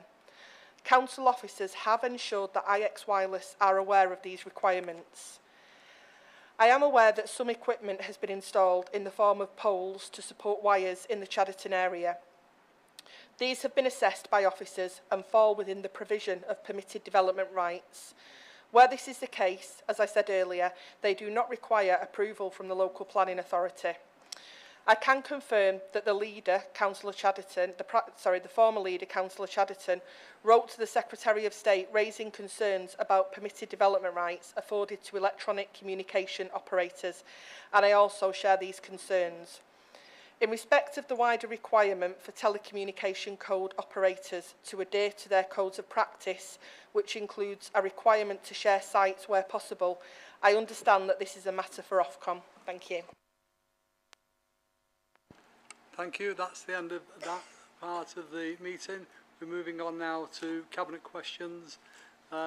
Next part of this section, questions on Cabinet minutes. I call on Councillor Shah to move and Councillor Taylor to second that the Council note the minutes of the Cabinet meeting as circulated. Move, Mr Mayor, Deputy Mayor. Second, Deputy Mayor. Do any members who are not Cabinet members wish to ask questions on the Cabinet minutes?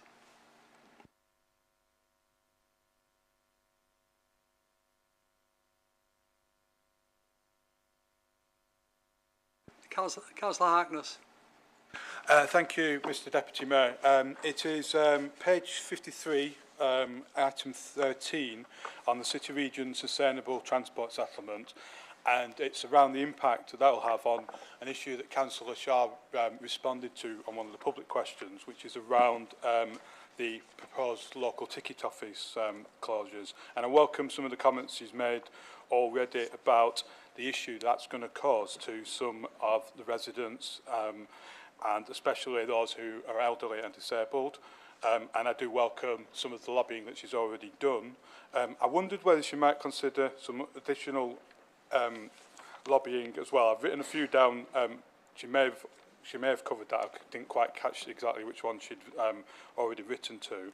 But I wondered whether we look at writing to the Chief Executive of the Rail Delivery Group, I think National Rail, I think you may have mentioned, but also possibly looking at referring this to Manchester B Committee as well, to see if we can get their support as well on that, and perhaps see if she could maybe contact the MPs as well, see if they can also join in that as well. Thank you. Councillor Shah to respond. Yeah, that's fine. Really helpful suggestions. Yeah, we'll do. Thank you. Councillor Kenyon. Thank you, Mr Deputy Mayor. With reference to the Cabinet minutes printed on page 43, item 10, the Town Centre Partnership,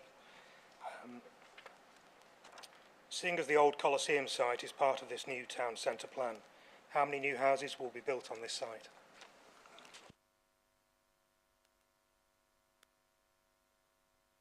Councillor Shah. As far as I know, there's no plans for that site. Thank you. Councillor Hamblett. Thank you, Mr Deputy Mayor. This is in relation to page 50, item 9. Can the respective Cabinet member please let us know, will the new tree framework, will it cover the massive weeds that also are big as trees now, that cover our roads and pavements and also practically block out the light? Thank you.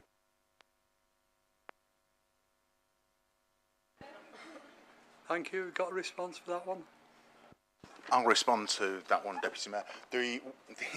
Yes, we know why the weed problem is. That was the contractor who pulled out of the tender. There was no fault of the council whatsoever, but the new contractor has been in place and is now actively treating the weeds across the borough since the 28th of August, and we expect them to be treated completely by the end of the year. Excellent. Well done. Thank you. Councillor Byrne. Thank you, Mr Deputy Mayor. It's just a bit of clarification on that page 50, item 9, approval to award the tree surgery framework, and then on it tells us on page 56 at item 16 that it was resolved that the framework agreement is awarded to the 5 highest ranking bidders. Does that mean we've got 5 separate contractors, one for each district, or I can't quite work that out? Thank you, Councillor Byrne. It states in the report that any direct work would be awarded to the first rank bidder, and if the value of the work is above £5,000, it will be in a tender process for the 5 bidders that were successful. Thank you, Councillor Goodwin. Councillor Quigg. Thank you, Mr Deputy Mayor. I refer to page 47, item 4, public question time in relation to Councillor Alan Darney's question in regards to Oldham Athletic. I did write to the Chief Executive a good few months ago about the £1 million that Oldham Athletic received, and in particular there was a specific reference to how clawback would be initiated in the event of the contract or whatever agreement you've come to doesn't get fulfilled. Now, I've had representations by people in Royton in regards to having approached Oldham Athletic to use the community facilities that they wish, and have been declined. So I just wonder whether the council will be monitoring the community activities and allowances, or whether or not they're all booked up already or not. Thank you very much, Madam. Councillor Shah. Well, I don't know how Councillor Quigg would expect us to know what the fixtures are and who's booked what and for how long, but the grant conditions are really clear in the report. If you've contacted them and they don't have availability, they just don't have availability. I don't think there's any malice, and I don't think it's that deep. Thank you. No more questions on the Cabinet minutes? Thank you.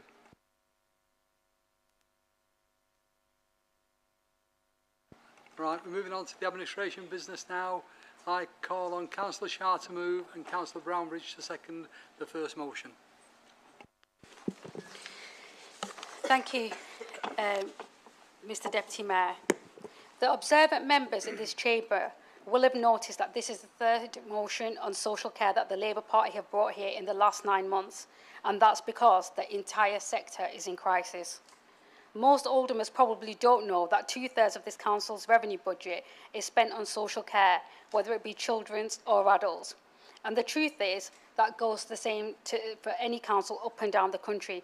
We spend billions on social care every year, and most residents won't know that. And why should they if up until the point that they want to receive or need to receive those services? But now we're starting to see the cracks appear in the system. We're starting to see that after years of making a profit, the impact of the pandemic has meant that some supposed care providers in the private sector are just walking away. They're giving up, and they're saying that's not my problem anymore. And this is a ridiculous and scary position to be in. The whole purpose of us collectively organising ourselves into a society and forming a state is to look after one another. But for too many people, the state is failing them in their old age. The free market in the adult social care sector, and specifically care and nursing homes, as this motion talks about, is failing our residents who need society's care and support the most. Nothing, Mr Deputy Mayor, epitomises this issue more than the council's recent acquisition of Total Care in Chadderton. Not long into my leadership this time round, our Cabinet Member for Health and Social Care, Councillor Barbara Brownridge, and our DAS, Jane Ratcliffe, came to me with a dilemma. Total Care was at risk of closing and leaving over 100 of Oldham's most vulnerable residents homeless with massive continuity of care issues. And I don't want to seem too insensitive here, Mr Deputy Mayor, but for many of these residents in the borough's second biggest care home, continuity of care means life or death. Both the financial and emotional cost of having to move these residents to alternative care homes, and quite possibly miles outside of Oldham, would have been a huge, and it would have been cruel. There is no further safety net. There is no operator of last resort like there is for our rail network. There is no state-backed care organisation to meet these people's needs. And that's wrong. It just can't be right. That can't be who we are as a society, and it can't be who we want to be. So for me, it was an easy decision to make to acquire Total Care and for the council to become that safety net. And before I move on, I would like to thank our officers, Jane, Emma Barton, and Ryans, and our legal team for moving so quickly and ensuring that these 100 residents are safe, and that 200 hard-working and dedicated social care staff didn't lose their jobs in the blink of an eye. So dedicated were those staff, by the way, that staff were paying for supplies out of their own pockets. But the honest truth is, we cannot afford to be the safety net for other care and nursing homes. These were exceptional circumstances, and I'm worried about what will happen if another care home fails in this borough. We're not naive. We know there's no quick fix to this. The level of reform we're talking about is huge, and the scale of the task is in front of all of us is huge, comparable to the establishment of the NHS in 1948. But as more of our residents live longer, the care they need and expect from society will increase, and the duty of the state to look after them will increase with it. The resolutions in this motion are about starting a journey that the adult social care sector needs to begin quickly. The government of the day may have abdicated all responsibility when it comes to actually governing, but the nation cannot wait for the next general election. We need reform, and we need it to begin now. And that's why Jane and her team have mine and my Cabinet's whole support in the work that they're doing with partners across Greater Manchester to look at how we can do our bit. But the ball is firmly in the national government's court, Mr Deputy Mayor. Thank you. Thank you. Councillor Brownridge. Thank you, Mr Deputy Mayor. So Councillor Shah's made reference to the current state of adult social care provision, and the events at Chadderton Total Care are a striking example of the problems in the sector. Years of underinvestment, not just in the public sector in general, but in social care in particular, have resulted in a provision which is arguably broken.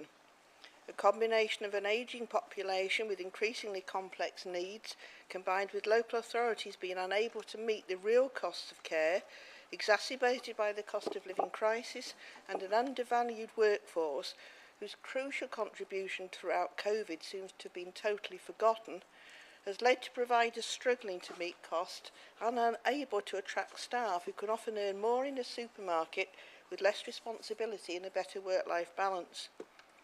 Chadderton Total Care, unlike most of the country's provision, was run by an individual, and he was badly affected by rising costs. Difficulties in attracting staff, particularly nursing staff, who incidentally are paid less in the care sector than if they work in hospitals, meant the facility was operating at a reduced capacity, and that in turn affected his income.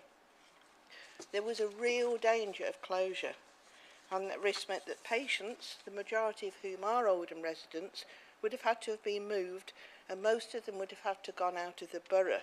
There's a shortage of nursing beds across GM. Most of those that are available are in areas that charge the highest fees.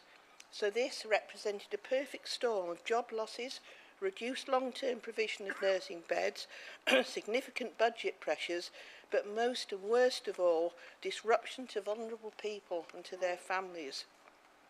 The Council was able to step in on this occasion because the accommodation available is compatible with the approach of the new target operating model and for the new way of providing care services, and is not a solution that will be available.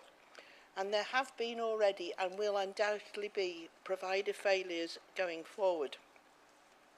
The only long-term solution is for the government to face up to the need to fund the care of our elderly properly, not just by allowing local authorities to resources to meet the actual cost, but recognising the value of the work these carers in these facilities provide. And this is not just about paying them proper wages, but acknowledging that these are not low-skilled jobs, but should offer proper and respected career opportunities. I second the motion.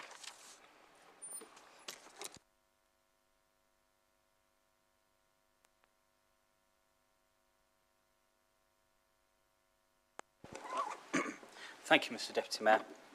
I rise to speak on this motion, and firstly, I'd like to echo mine and my group's thanks to officers from adults and finance to make the magic happen in saving the jobs and all the residents and families with anxiety of having to find a new care home, which I know is in a very short supply to which they reside. I have actually personally visited Total Care, and it's a fantastic and warm place.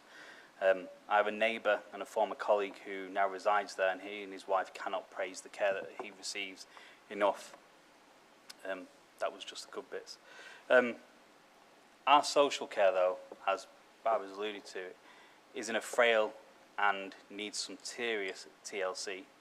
Many face agonising waiting times for triaging and diagnoses from primary care before being passed back to social care, and the communication between the two at times have been found wanting.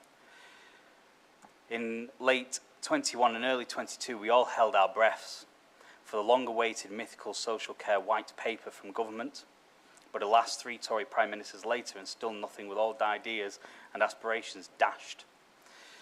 Social care is still just about getting a small slice of the £5.4 billion over 3 years of the £30.3 billion raised by the health and social care levy, I should say, with the majority of the money going to the NHS, which is fine, that's all good. But still, it won't stop the need for those in the younger age brackets requiring intensive support or even support for families who are facing crippling costs, as those with various disabilities, both visible and hidden, face heightened costs of their care, and especially when it comes to travelling to work or, if required, particularly to our unpaid carers, as mentioned earlier this evening. They need support to help with the complexities of life and face the challenges of the everyday. And I agree with the sentiments on this motion, and the government need to be reminded of their once promises for reform and further asked to help with the ongoing recruiting crisis that would certainly be a step in the right direction. I would also add that greater scrutiny of the ICS would be helpful to ensure the right support is going to the right areas within GM, because I think that would also be a step forward, Mr Deputy Mayor, in the right places. So thank you, and I do support this. Move to the vote, Deputy Mayor. Second. I've got Councillor Byrne who's indicated she wishes to speak. Okay, thank you. Thank you, Mr Deputy Mayor. The Conservative opposition recognise the acquiring of the total care home for use by the people of Oldham. Jobs will be saved and care will continue, and these are things that we rightly commend. However, we cannot fully support some of the resolution points. The next step to put people at the heart of care paper, published by the government, sets out that the reforms will soon be coming to the care sector, including a national care workforce pathway set to be published in the autumn. The government has only recently pledged 600 million nationally to help with recruitment and retention in social care, including more than 1.7 million in this final year alone to Oldham Council, in order to improve workforce pay, in order to address recruitment and retention, with even more set to be made available for next year, giving the Council more funding to improve access to care and support. This comes alongside £7.5 billion in investment in social care from the government and success of the Made with Care recruitment plan, which has seen the vacancy rate in the social care sector fall by 11% so far. There is more to do, we acknowledge, but the government has shown it is working to address the problems in the sector. This group will therefore be abstaining on the vote. Thank you. Can we now move to the vote, please, Deputy Mayor? Councillor Shah has got a right to reply, if she wishes. I'd like to thank firstly Councillor Louis Hamlet for his comments and his contribution. And then it's true that we have been given some funds to support recruitment, as there is an absolute issue for the sector, but they have stalled many other reforms which need to be brought forward, and that's what the resolution asks for. Thank you, Mr Deputy Mayor. Thank you. Does the Council agree the motion? Those in favour? Those against? Abstentions? Okay, that is clearly carried. Thank you. We can now go on to motion 2. I call on Councillor Goodwin to move and Councillor Taylor to second the motion. Thank you, Mr Deputy Mayor. I rise to move this important motion, no pun intended. As the motion states, there have been 31 sites identified in Oldham where raw sewage has been discharged into our rivers. This leads to pollution in our rivers, which is extremely harmful to both humans and wildlife. There is sewage overflowing into rivers in almost every constituency across England and Wales. Combined sewage overflows mix toilet sewage with rainwater and then discharge it into rivers, creating a horrible environment for fish and other creatures. It poisons them and the rivers die. In Oldham Western Royton and in Oldham Eastern Saddleworth, during 2022 alone, there were 1,242 sewage dumps in our rivers, lasting a duration of nearly 7,500 hours. All of this is taking place while private water companies like Unite Utilities make massive profits for their shareholders and fail to make the investment required to clean up their mess. In fact, they've announced customers will pay more in their bills rather than reduce dividends to their shareholders. Since the failed privatisation, water companies have run up net debts of almost £54 billion and paid out dividends of £65.9 billion. And we pay the interest on that debt. Because the UK water companies clothe themselves in a myriad of corporate structure, only one of which, the operating company, is regulated by Ofwat, they are able to pay out massive dividends, including internal dividends to their parent companies. £1.8 billion every year has been taken in shareholders' dividends. This represents £50 per household, or over 10% of our annual water bills. United Utilities have paid out £72 billion in investor dividends over the last few decades while failing to make the necessary investments. And water companies still intend to continue paying out hefty dividends while charging customers for improvements. And only 14% of rivers in England have good ecological status, and this figure could fall to just 6% by 2027. And what is the response we've had from the Tory government? Nothing. One of Oldham MPs, Jim McMahon, raised this issue in Parliament only for the Tories to vote against parliamentary measures to stop raw sewage being dumped in our rivers. We need action by the government to prevent this taking place, and we need the government to make sure that these private companies pay the cost and not already hard-hit customers. I urge you to support the motion.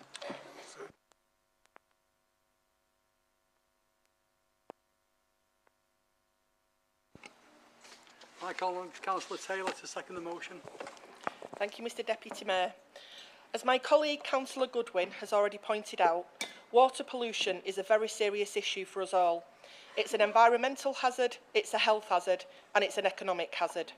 And as we know from numerous reports, the shocking extent of sewage pollution that plagues our rivers up and down the country is nothing short of a national scandal.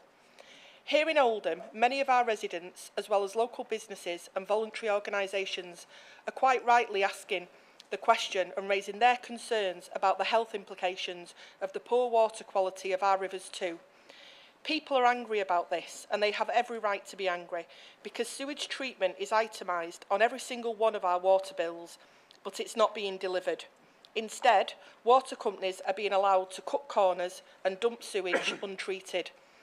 Of course, this situation may have been orchestrated by private water companies in an attempt to absolve any responsibility for dealing with the problem, but make no mistake, it has been enabled by this Tory government who have failed to properly regulate the industry for the past 13 years. Ofwat, the water regulator for England and Wales, has publicly criticised water companies for failing to invest enough in treatment plants to stop the overuse of raw sewage discharges. Yet many water companies routinely underspend their budget for improving the water and wastewater network. And the main areas of underspend are on improvements to sewage treatment works, storm tank capacity, and reducing spill frequency. And the reason why these companies are not delivering the service improvements they were funded to deliver is because they are focused on extracting money to pay shareholders rather than looking after the long-term health of our waterways. In the absence of effective regulation, and since the Environment Agency's monitoring budget was slashed over a decade ago, dumping sewage in rivers has contributed to a spectacularly profitable business model, where our urban rivers have effectively become an extension of the sewerage network. The 2021 Environment Act, which now requires water companies to make data about the frequency and duration of sewage discharges publicly available by 2025, has a major loophole in that it doesn't compel these companies to issue discharge volumes. The absence of this reliable data on sewage dumping is a major problem, and if the plans to reduce sewage discharge are to be realised, we need to understand the quantity that is being pumped into our waterways. I find it farcical, given the vast profits these companies are making, that the recommendation from the Environmental Audit Committee's 2022 report on river pollution was ignored because the government argued it would be too expensive. As my colleague has already referenced, these companies have paid out £72 billion in dividends, and water bosses have enjoyed payments and bonuses of millions of pounds, so I find it very hard to believe that cost is at the heart of this. I also find it astonishing that water companies in England have a problem with collecting data to estimate sewage volumes when they routinely collect very accurate data on the volumes of drinking water supplied to millions of homes to calculate our water bills. People do need accurate information on what is happening to their local rivers so they can identify the worst offending discharge sites and hold water companies to account. While I welcome United Utilities' announcement to invest £230 million to upgrade wastewater treatment infrastructure on several rivers across the North West over the next 2 years, I find their statement, which claims it will reduce the discharge of untreated wastewater and sewage into the region's rivers by more than 10 million tonnes a year, or the equivalent of 4,000 Olympic swimming pools, a remarkable admission of sustained sewage dumping on a colossal scale. It also proves that water companies can, in fact, provide volume data when it suits them. We do need to make sure that water companies are properly scrutinised and that the government properly regulates the industry. We need better environmental protections and we need them now. Please support. Thank you. We have an amendment. I call on Councillor Quigg to move and Councillor Arnott to second the amendment. Thank you, Mr Deputy Mayor. It's a bit of a sixth form debate, this, because we've got two motions tonight which talk about crap. You know, it is novel. This chamber does talk a lot of it, but you know, talking it twice tonight is. Excuse is me, Mr. Deputy Mayor. There's no need for that. There's no need. There's precedent, Mr. Mayor. Let's There's precedent, Mr. Mayor. Let's stick to the subject. I thought you might try this.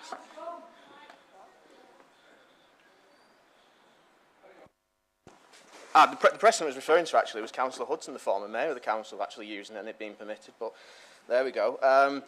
The motion that's been presented, obviously the amendment that we put forward tonight, actually is there to look at the realities. You talked about water companies plural. Well, there's only one water company that covers Oldham, as far as I'm aware, which is United Utilities. And United Utilities, interestingly enough, yes, it is a private company. For most of my lifetime, has been a private company. But what's your alternative? You don't state what your alternative is in your motion. I've got no idea what you'd do to resolve the issue, except you want more monitoring. Well, fine, we'll have more monitoring. But when it was put into when it was put before Parliament, the Labour Party's proposals, the Labour Party didn't support them. So it got passed by the governing party, which was my own party, to get them through, but you couldn't support them in Parliament to change the law. So it is a bit hypocritical, to say the least. In addition, however, water companies, and I've decided to have a bit of a deep dive into United Utilities' financial arrangements, paid out on average around about 4% on annual returns, so dividends. That is, in the pension industry, which I work in, a relatively steady and stable industry. Now, how many pensioners are you going to deprive if you want to nationalise that company? It's going to cost billions if you want to nationalise it, and where are we going to get the money from? In addition, I have to say, I've been to countries and visited them for a fair few weeks at a time, where we have varying models of ownership of water companies. And I've seen ones that are state-owned, ones that are municipal-owned, ones that are mixed public-private partnership, and they have the same problems. In fact, I'd say the state-owned ones, particularly in Spain... Point of order, Deputy Mayor. Can I ask the member to speak to the motion, please? I'm speaking to the amendment. There is no... Amendment, dear. Speaking to the amendment. Point of order, Mr Mayor, because that was not an acceptable way to refer to another councillor. Make your mind up, can I continue and get on with it? Or? Let's speak to the amendment, please. Well, I was speaking to the amendment, which obviously been not, but, you know. And there's no alternative in the motion, hence why I've asked for the amendment. Now, the Labour Party said it was going to nationalise water, and it seems to have disappeared from all public view. There's no alternative to what's been put down. So if you're going to say there's a problem, what's the solution? And you haven't provided a solution. You're saying that there's an issue. Fine, we all agree there's an issue. But what is the solution to it? Now, the Liberal Democrats recently said stop all pollution into rivers now. But in order to do that, you have to have extra capacity. So what's your proposal? Let the muck come back up the drains? I mean, if that's the proposal, then clearly, you know, it's no wonder we've got problems. Please stick to the motion. Now, you've moved on to the Liberal one now. So, I am sticking to the amendment, Mr. Mayor. If you let me continue, I'll conclude. Now, can I get my time back? No, you're not getting your time back. Why? You have wandered off to the... I'm discussing the next bit. You've moved on to the Liberal Dem motion. I mean, this is impartiality, Mr. Deputy Mayor. Shocking. Shocking. Right, we'll move on to Councillor Arnott to second the motion. Thank you. Sorry, what was your ruling? Can you clarify? Because I don't quite understand what you just said. Councillor Arnott to second the motion. Why? Because you've interrupted. So if you'd allow me to get the time back, I might have concluded. Councillor Quigg, please sit down. Shocking, Mr. Mayor. Absolutely shocking.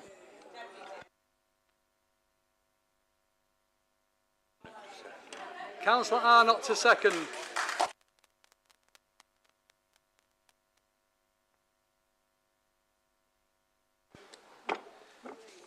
Bucking up a bit, innit? Thank you, Mr. Deputy Mayor. I rise to second the amendment to this motion and support all that Councillor Quigg has said. No one would wish to see our rivers and waterways polluted. They're a legacy that we leave to our children and grandchildren and should be protected in any and every way that we can. There is no doubt that the current situation is far from perfect, and there is no debate that United Utilities has not covered itself in glory, either nationally or locally here in Oldham.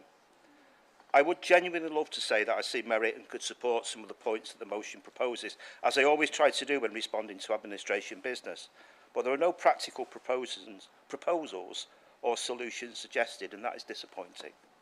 Instead, the Labour group has chosen to take the opportunity to attack the government on a national issue over which it has no influence or control, but knows that is a topic that causes members of the public considerable and understandable concern. Short of detailing the levels of pollution found in the rivers Tame, Medlock and Irk, the motion barely mentions the local situation. It fails to consider or make comment on the £114 million United Utilities invested between 2014 and 2017 for a cleaner River Irk and building a new works at the Oldham wastewater treatment plant in Chadderton, or a new pipeline running from Royton to Chadderton to handle greater volume. The motion also misses the opportunity to press United Utilities on whether they have plans to expand the works in Chadderton and what capacity they would need in the future. This amendment addresses that shortcoming. Nowhere does the motion acknowledge the government's success in ensuring that 91% of all storm overflows are now fitted with monitors, that the storm overflows discharge reduction plan, published in August 2022, was backed by £56 billion worth of capital investment, the largest in water company history, or that over £140 million has been levied in fines since 2015. I don't seek to defend the record of United Utilities, and not for one moment do I think that the government has got everything right on this matter. But this amendment, like others we've laid before, seeks to provide some balance.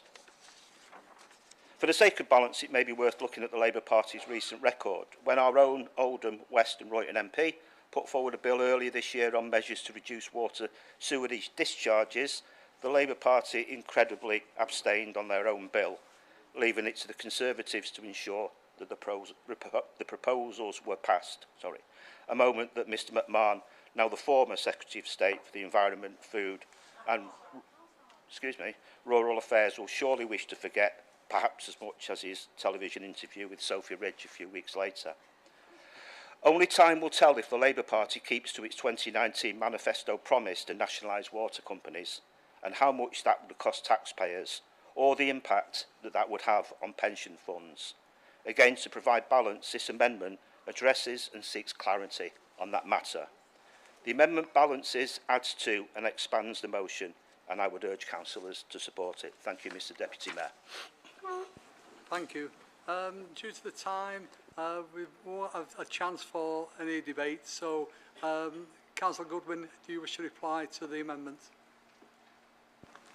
We will not be accepting the amendment. We didn't support the amendment that was referred to in Parliament, and these companies are not private companies in true form, they should have some competition, giving local people choice. They're a monopoly and they charge the residents for their failings.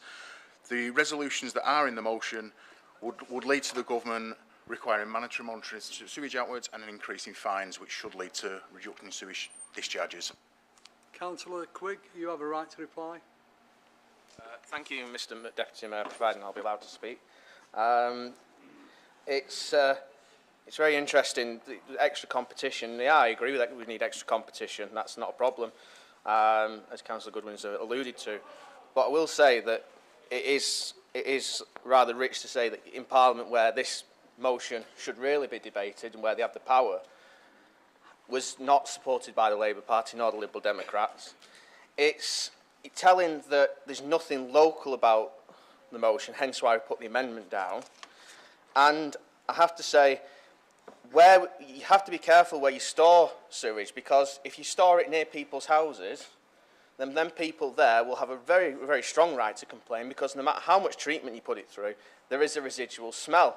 And if you've lived near the Chadderton sewage treatment works, there is a waft that does occasionally run across the area, and it has to be said that, again, you haven't put in the motion what local solutions we could offer, and this is the telling thing. Everything you're putting down tonight is a letter writing exercise. I've got nothing to do with local issues, nothing that we here in this council can resolve. It's passed up to Parliament. The Chief Exec writes another letter like Harry Potter, and then we could get a letter back, and then we're back to square one. No resolutions delivered for this council, no resolutions delivered for the people of Oldham. And this is the problem with this administration. It puts down national issues and not local issues. And if we really want to address that, then we need to start looking at local solutions, such as where we're going to have these extra treatment works, where we're going to store the waste, where these places are going to be, especially if we're, even in the amendment I mentioned, we're building more houses, so naturally it means more. We're getting to the end of this time now. Mr. Deputy Mayor, I've still got time, and you've interrupted me yet again. This is unacceptable. It's 30 minutes on this section, and we're coming to the... If you want to conclude, then tell me to conclude. Stop interrupting.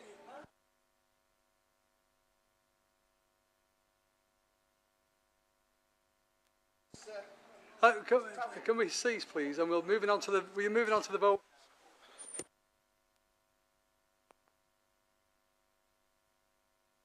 Sorry, thank you. So we're moving on to the vote now. The vote for the amendment. So, does the council agree the amendment? Those in favour? Those against? Abstentions? Clearly that is lost. Thank you. So now we move on to the main part of the motion, and we're going straight to the vote on this. So those in favour? Those against? Abstentions? That is clearly carried. Thank you.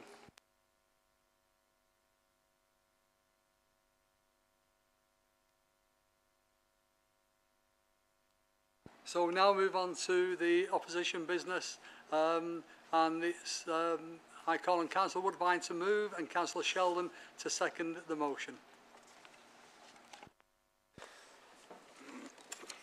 Thank you, Mr. Deputy Mayor. I rise to propose this motion and put on public record my continued support and campaign for a state-of-the-art health centre for all of Saddleworth. In doing so, I am repeating the requests of the people residing in our civil parish, who I am proud to represent. This is something my Conservative colleagues and I have consistently raised with residents and stakeholders for numerous years, and indeed for Councillor Sheldon, who is seconding this motion, this is not the first time he has discussed this at full council. However, our calls for a health centre have fallen on deaf ears countless times, despite the overwhelming public support in Saddleworth, which I reference in the motion. I acknowledge that my commentary is anecdotal, but our aim is to bring this issue to the forefront of debate in the borough and bring it to a conclusion, hopefully a positive, bipartisan one, which puts our people first. The leader of the council is aware of this ongoing saga, but I will give her the benefit of the doubt as she has had a short sabbatical from the council. Since her return, however, there has been no efforts made to engage us as the elected members for Saddleworth to move it forward. This is a systematic issue with Oldham Council, and the NHS has also acknowledged the lack of direction provided by this council's so-called senior leadership. In late 2022, the Chief Accountable Officer for the Integrated Care System, covering Oldham, said he was not entirely convinced that Oldham has got the right level of resource allocation for its needs and its population and its complexities. And we're going to need to fight for that, and we're going to need the politicians to get involved with some of that. The very same gentleman said he was acutely aware that Saddleworth needs a health centre similar to that which has been provided for the township of Crompton. I do not believe that resources are a stumbling block, and this is certainly not the signal I have received from the NHS when I have discussed it with them, but of course it would need a site, and various have been considered, including the leisure centre on Shaw's Lane. In having our own health centre, I would hope this would alleviate pressure from central Oldham services, and it's fair to say none of us really mind where it's built, as long as it's in a central, accessible location for all of Saddleworth's residents. Following from her latest announcements, the leader of the council may wish to keep the old Saddleworth school site available for the Eton College campus in Oldham, and I'm sure I speak for my Saddleworth colleagues in saying that we would very much welcome this investment. However, returning to the matter at hand, our request is simple. Please put a health centre for Saddleworth at the top of the priority list and keep those of us who were elected to represent the area in the loop and up to date with any progress. This motion is quite timely too, as the integrated care system confirmed only a month ago that a review of utilisation of estate and assets alongside a supply and demand review were almost complete. This will assess viability and commence a business case for it. Therefore, this is an ideal time for us all to meet, consider the findings of the review and move this forward once and for all. The NHS have confirmed in its correspondence to us that they are committed to investing the time and energy into trying to do so. The question now, Mr Deputy Mayor, is this council willing to do the same? Thank you. Thank you. Councillor Sheldon. Thank you, Mr Deputy Mayor. I am proud to second this motion this evening. The need for a health centre in Saddleworth is unfortunately long overdue, and I hope that Council will endorse this motion tonight to finally correct this imbalance in services within the borough. Our residents in Saddleworth are having to travel significant distances for routine and basic treatments. This adds unnecessary inconvenience for many and for some who do not drive. I recently attended Glodick Health Centre for when you get to 65 you have to go and have these tests, and it took me about 10 minutes to get to Glodick, but for those who use public service it is really a hard journey. A health centre in Saddleworth would help to relieve this pressure, giving residents a much more local service that is better suited to their needs. I would like to address some of the amendments that are being proposed to this motion from the administration. Most of the changes being proposed do not substantially amend the motion, which is something that I welcome, but seem to be more of a damage limitation exercise from the administration, passing the buck and attempting to absolve the blame from both themselves and the MP for Oldham East and Saddleworth as to why there has been no movement on this. The council leader and the chief executive attended Upper Mill a couple of years ago and looked at the site of the old Saddleworth School and agreed that this could be used for mixed use. So the site we have proposed, the old Saddleworth School site, I'm hopeful that this land can be used not just for a much needed health centre but for further development in the borough as well, such as the new Eton College and housing development. The site is also located towards the centre of Saddleworth and is thus in a prime location to be the most accessible to our residents. I hope that the Council will support this motion that we have put forward and finally deliver the health centre that is desperately needed in Saddleworth. Thank you, Mr Deputy Mayor. Thank you. Some members have already indicated they wish to speak, but first of all we have the amendment. So I'm going to ask, call on Councillor Bramridge to move and Councillor Marie Bashforth to second the amendment. Thank you. As Councillor Sheldon says, we don't actually quarrel with the thrust of this amendment at all. We entirely accept the need for a new health centre, although we might say that there's other parts of the borough that are equally pressing need and don't have the provision that they deserve. The amendment's intended to make it very clear that the Council and the MPs do not have a direct influence over this. This is a matter for the NHS. We are happy and we have been in discussions with them about this and will continue to do that. We also think it's unwise at such an early stage in the process to actually sterilise land for something that is not timetabled or been agreed, and that would obviously be reassessed once this goes into some programme and we'd have a definite timetable.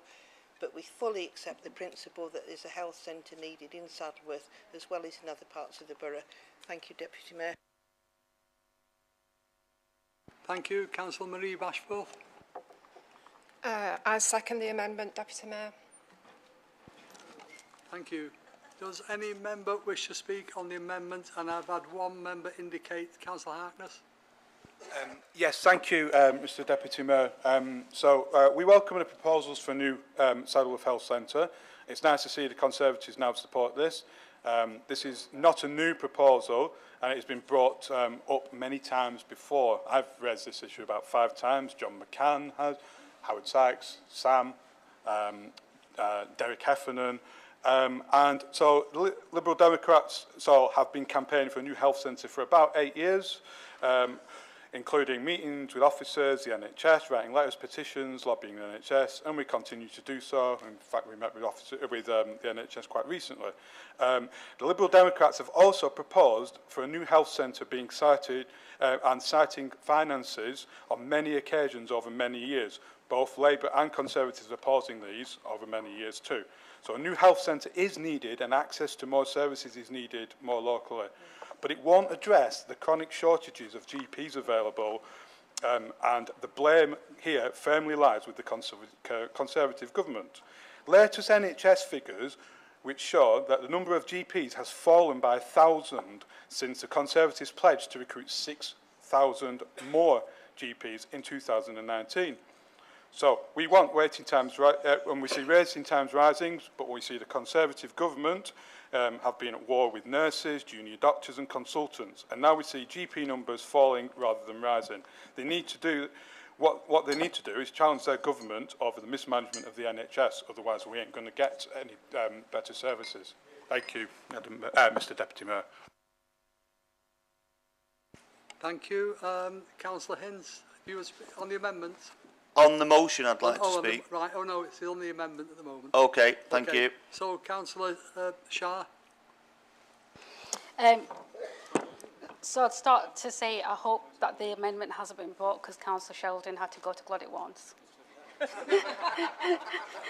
But I do, yeah, I don't know whether that had scared you off and you didn't want to venture into Glodwick again. But no, on a serious note, we do support a health centre in Saddleworth, but it isn't our decision, and that's where the issue lies. The irony of somebody bringing a motion that is a decision that's not just out of the borough's control, but you know, a national decision after the horror that Councillor Quigg just showed to the motion on the disgraceful local pollution of our rivers, which is, you know, makes this amendment quite hypocritical. Thank you. Thank you. Councillor Dean.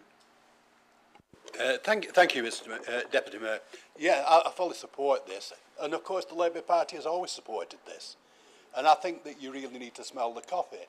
Because in 2010, there was proposals for the continuing development of health centres. And there was 3 proposed, one in Shaw, one in Chadderton and one in Saddleworth. And the land was already banked at that stage. But what happened in 2011? All the money was withdrawn by the coalition government, mainly run by the Tories, and supported by the Liberal Democrats. So we've always supported this. I'm afraid your government hasn't. I hope the government, through the NHS, supports this latest initiative. Okay, and one last speaker on the amendment. Following a personal explanation, please, Mr Deputy Mayor. Can we just be quite clear, the Shaw Health Centre was axed by the Labour government before the 2010 general election, and that's well documented. There's both council documents and other documents I'm happy to furnish Councillor Dean or anybody else with that clearly state that is the case. Let's just keep it on the facts, shall we? Thank you. Please, Mr Deputy Mayor. I think a personal explanation would be, well, I actually, through the PCT, who was actually leading on that, those particular issues, and I was leading on behalf of the PCT, and that was the position till the government actually withdrew the money. Okay, yeah. Okay, one last speaker on the amendment, Councillor Bishop. Thank you. Obviously, I support the motion being brought as all Saddleworth. Sorry, motion or the amendment? Sorry, the amendment. No, I'm not. We're not supporting. Yeah, obviously, I support the motion, not the amendment. Oh, let's be clear. Is it the motion or the amendment?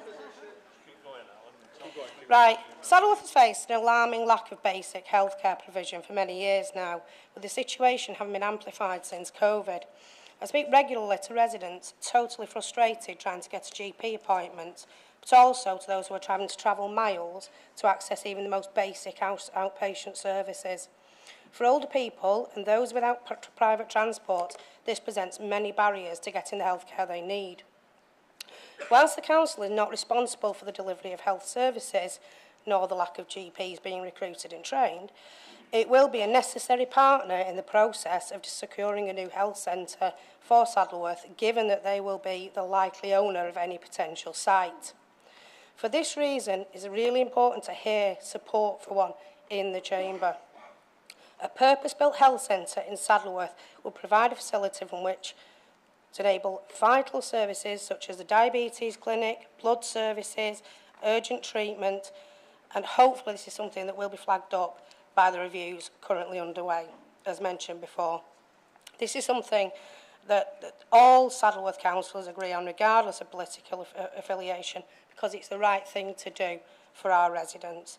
The only thing I do disagree on is the Eton College on the site. Thank you. Thank you. Councillor Woodbine, you've got a right to reply, if you wish, to the amendment, of course. Thank you, Mr Deputy Mayor. I'd like to start by thanking Councillor Dean for being the Council's resident broken record.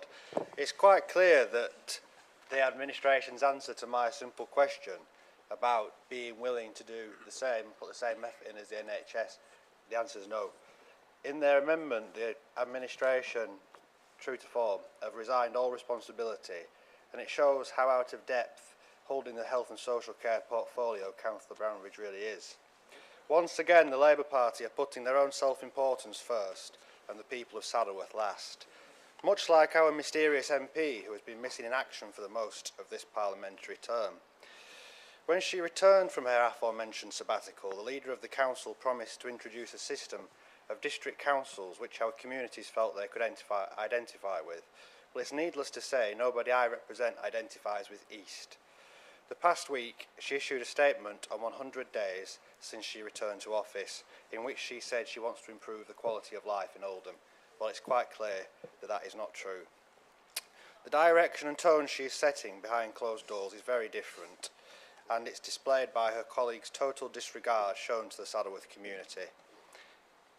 In her statement, Councillor Shah hails her greatest success to date, her flagship plan to turn Oldham into a futuristic dystopian slum. If this is the best she can do, then Oldham is definitely doomed. Thank you, Mr Deputy Mayor.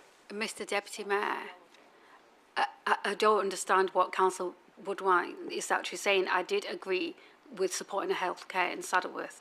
It just sounded like a pre-written reply that he couldn't then fathom changing based on the responses that we made, but we didn't say the Labour administration hasn't said they wouldn't support a health centre in Saddleworth, so I don't know where that's come from. Deputy Mayor, it's just come from all the contributions spoken by your colleagues. They all said, each and every one of them who spoke said, it's not the council's responsibility. Well, the NHS doesn't have the They said it's not the council's responsibility to provide a health centre, but they said they support having one in Saddleworth, because it's not. We can't lie. On this. Feel so free. Ridge has got a right to reply to the amendment. No, I've got nothing else to say. Thank you. Okay. Thank you. Does the council agree with the amendment? Those in favour? Those in favour?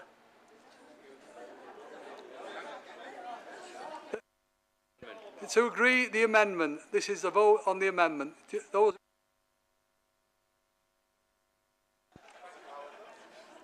Those in favour?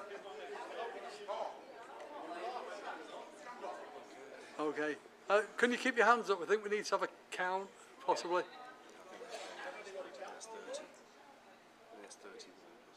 31, yeah. Okay. Those against?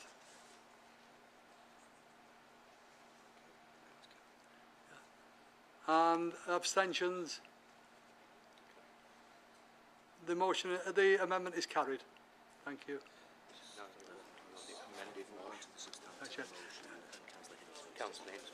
We're going back to the amended motion. Yeah, we're going back now to the substantive motion as amended. And Councillor Hinds wishes to speak on this, I believe.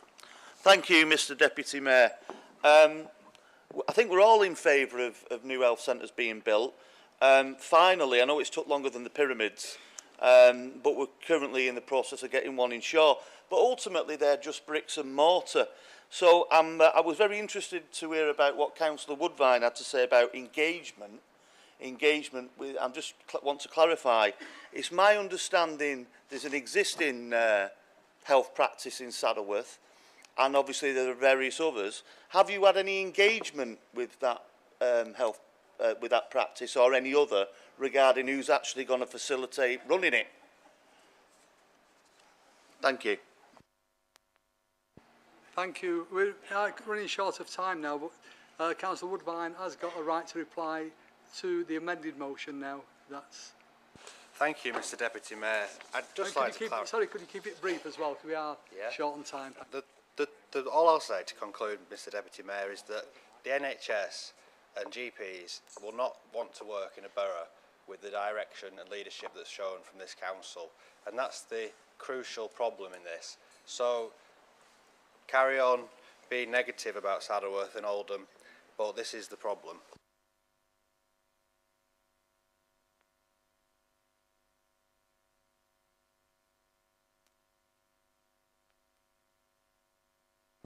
So now we're going to vote on the substantive motion as amended, yes. Those in favour? Those against? Abstentions? The amended motion is carried. Thank you.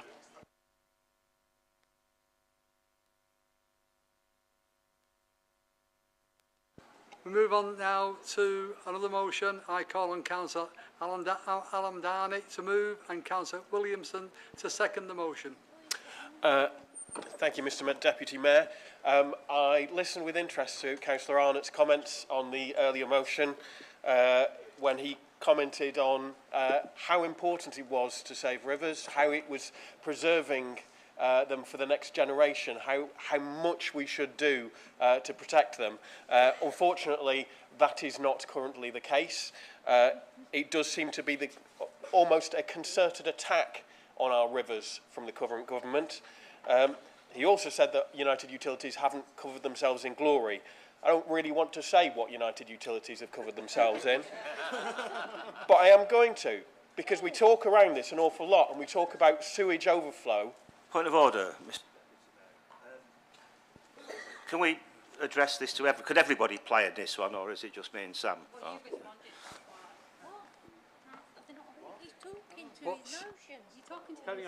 Shall I carry on, Mr Deputy Mayor? Yes, please. If possible. Yeah. Thank you. We talk a lot about sewage overflow, and what we're actually talking about is human waste. Human excrement going into rivers. And that is a disgusting concept. And the fact that this government has said that they're okay with this to continue until 2050 is just unacceptable. I can't believe we live in a society where the government just thinks that that is an acceptable thing to do. It's totally inconceivable that that should be something that we could pretend is okay. And the amendment that came earlier, the discussion that came with it, suggested that this was all in hand. 27 years of human excrement in rivers. That's what we're going to continue with unless we change things. The motion, and I think the important thing that is different to our motion than to the motion that came before, is talking about the polluter pays principle. And that is a really important thing because we've seen dividends carrying on being paid. We've seen that the government has said that the money's going in to stop this isn't going to change that situation. At the moment, taxpayers are going to fund this. And it's not just with this sewage situation. So this week, the government said that developers are going to be allowed to pollute rivers. And the taxpayer is going to pick up the bill. And a government spokesperson was asked, is that the case? Is the taxpayer going to pick up the bill for the developer's pollution? And they said, yes. I mean, of course, the polluter pays principle is very important. But you've just said yes, that it's taxpayers and not the polluter that's going to pick up that bill. It's a disgrace. This government is a disgrace. And this motion should be passed. I'm glad the previous motion was passed. And this government should hold its head in shame. So Theresa Coffey said she did give an asterisk T. Well, this government clearly doesn't, and our rivers are covered in it. It's a disgrace.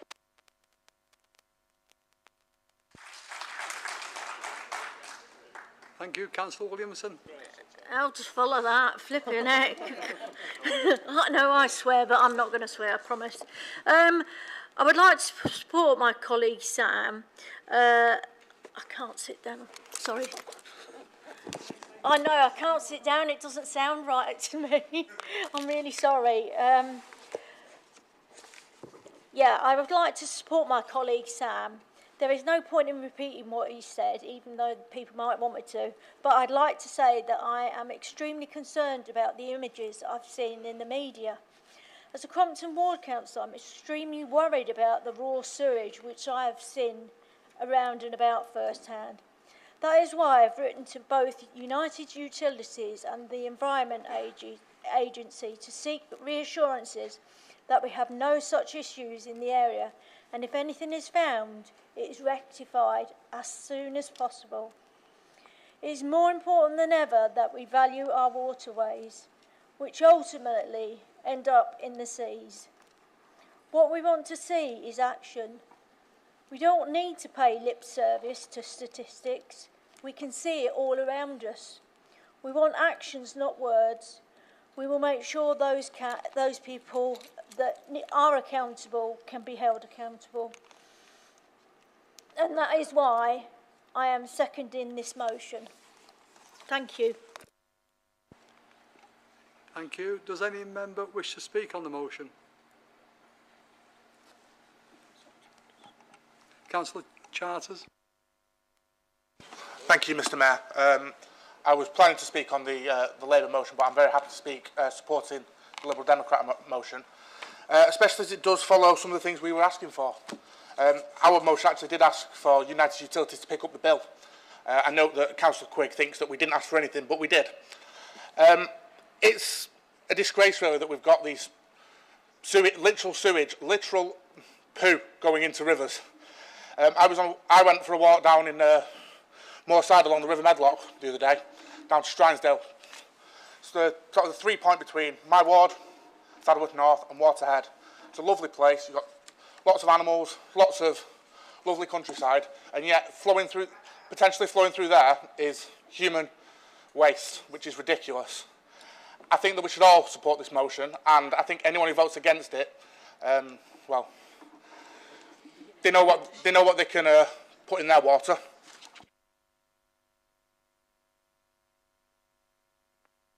Right, nobody else wishing to speak, so, right, oh, sorry, Councillor Arnott, missed you there in the corner. Thank you. Yeah, could I just make, thank you, Mr Deputy Mayor. Can I just make a point that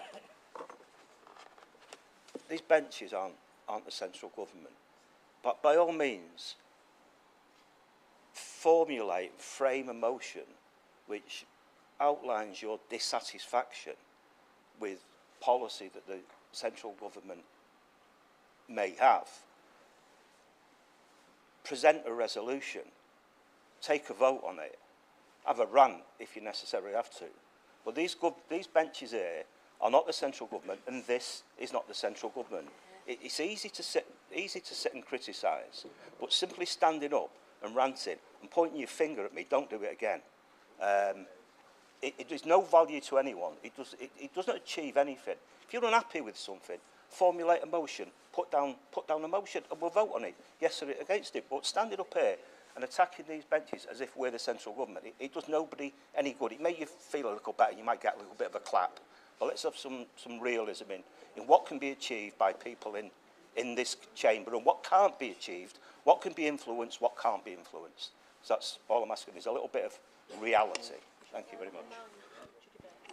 Thank you. Thank you, Councillor Hambler. Thank you, Mr Deputy Mayor. I wasn't necessarily going to speak, but is it not that the Conservative opposition benches are local representatives of the government of the day? So therefore, if that is so, then surely they should write letters to the government of the day and the ministers of the day, therefore showing their right dissatisfaction of the current state of our waterways as we are. Thank you, Mr Deputy Mayor. Mr Deputy Mayor, please, can I have a point of personal explanation? If that was really the case, Councillor Hamblett, surely you would have more seats than us on this council. I think the government must be very considerate considering we are the official opposition. Oh, can we sit down, please?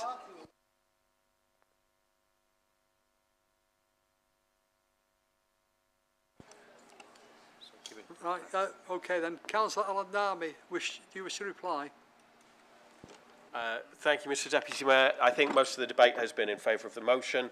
I appreciate that when I'm shouting at the central government, Mr Arnott, you're not, Councillor Arnott, you're not a member of central government. It was merely that your words in the earlier debate were particularly apposite for pointing out the hypocrisy of this government. Point of order, Mr Deputy Mayor. Could I ask what point of order? Could I ask what apposite means, please? Thank you.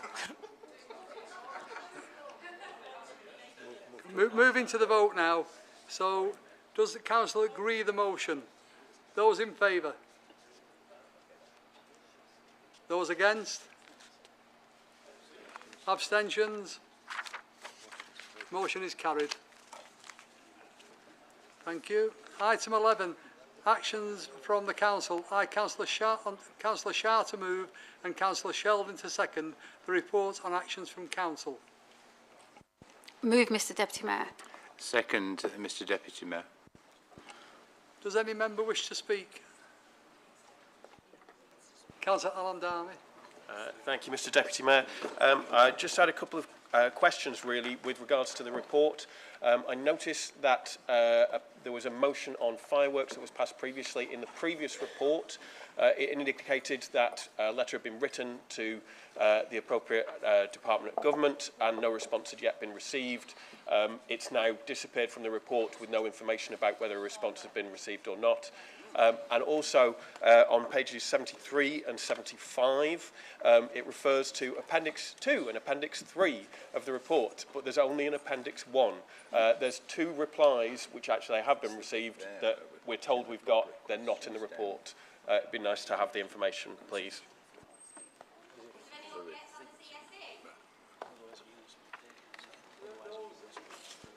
Those reports will be circulated to all members. I suppose it's on a similar vein, Mr Deputy Mayor. There's a significant number of here where there's no responses. I'd just like a bit more commentary next time that we've actually reminded people. I do think it's really poor that we wait months and months and months. You know, do we just send one letter and ignore it, or do we chase it up or whatever?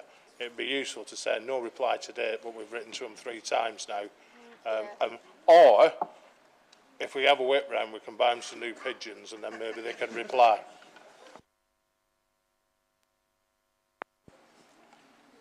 Thank you. Does Council agree the recommendations as detailed within the report? Thank you. Item 12, constitutional amendments. I call on Councillor Shah to move and Councillor Sheldon to second the report. Move, Mr Deputy Mayor. Second, Mr Deputy Mayor. Does any member wish to speak? Councillor Quigg. Yeah, Mr Mayor, it's very much a case of blink and you'll miss in terms of item 12, but public questions in item 12 is being reduced from its 30 minutes to 15 minutes. And given that we've had several council meetings where members of the public have felt aggrieved that their questions haven't been addressed, I would have thought it would have been more appropriate to keep the 30 minutes rather than reducing it to 15 minutes and reducing public participation in meetings, which seems to me anti-democratic in the very least.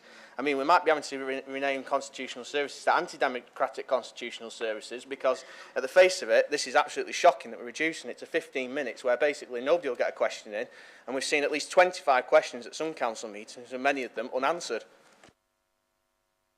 I think Councillor Shah would like to respond.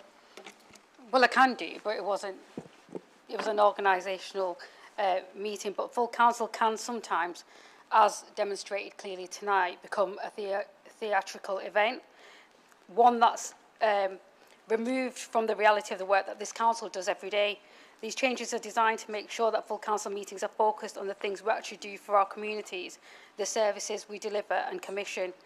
The report has been agreed, I would like to say, so if Councillor Quigg would listen to this next part, by the leaders of the three main political groups who represent, so including your leader, who represent 43 out of 60 members in this chamber. The procedural amendments are designed to make sure we're focused here on the things that bring us into line with other local authorities in Greater Manchester. There will be an enhanced opportunity for backbenchers to ask questions to Cabinet members, with Cabinet regularly bringing update reports to full council on issues within their portfolio. And members of the public can ask any of us here questions at any time, any day, via email, and they can raise issues with their own ward councillors and raise them here as their representatives. That's the way representative democracy works. There's nobody who's trying to limit that. There's an opportunity to do that every single day, not just at full council, but obviously some colleagues only attend full council meetings and put on a display here, and they actually are absent when it comes to anything else that's to do with representing residents. So, Mr Deputy Mayor, just a point of personal explanation. Councillor Shah says that it's somehow enhancing democracy, but you're reducing the time limit. Now, I've spoke to colleagues in Bolton, and as far as they're aware, public questions is allowed for as long as there are many public questions are submitted. So it seems to me Oldham seems to always be the leader in going backwards and not forwards. We've always had limited time for public questions, so I think Councillor Quigg is confused. Maybe the Constitutional Services could do a one-off session. Well, this isn't a debate now, so do Council agree the report? One against. Two against. Okay. It's agreed anyway. Item 13, Youth Justice Plan. I call on Councillor Mushtaq to move and Councillor Sheldon to second the report. Move the report, Deputy.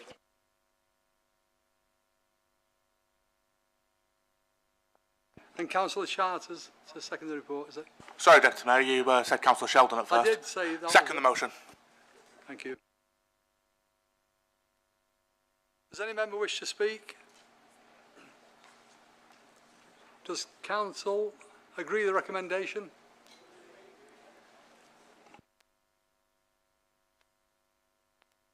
Item 14, Treasury Management Review 22-23.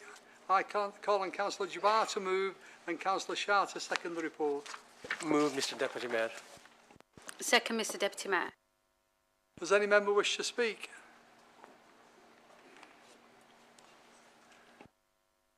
That concludes the business for this meeting. Thank you for your attendance. You did a really good job.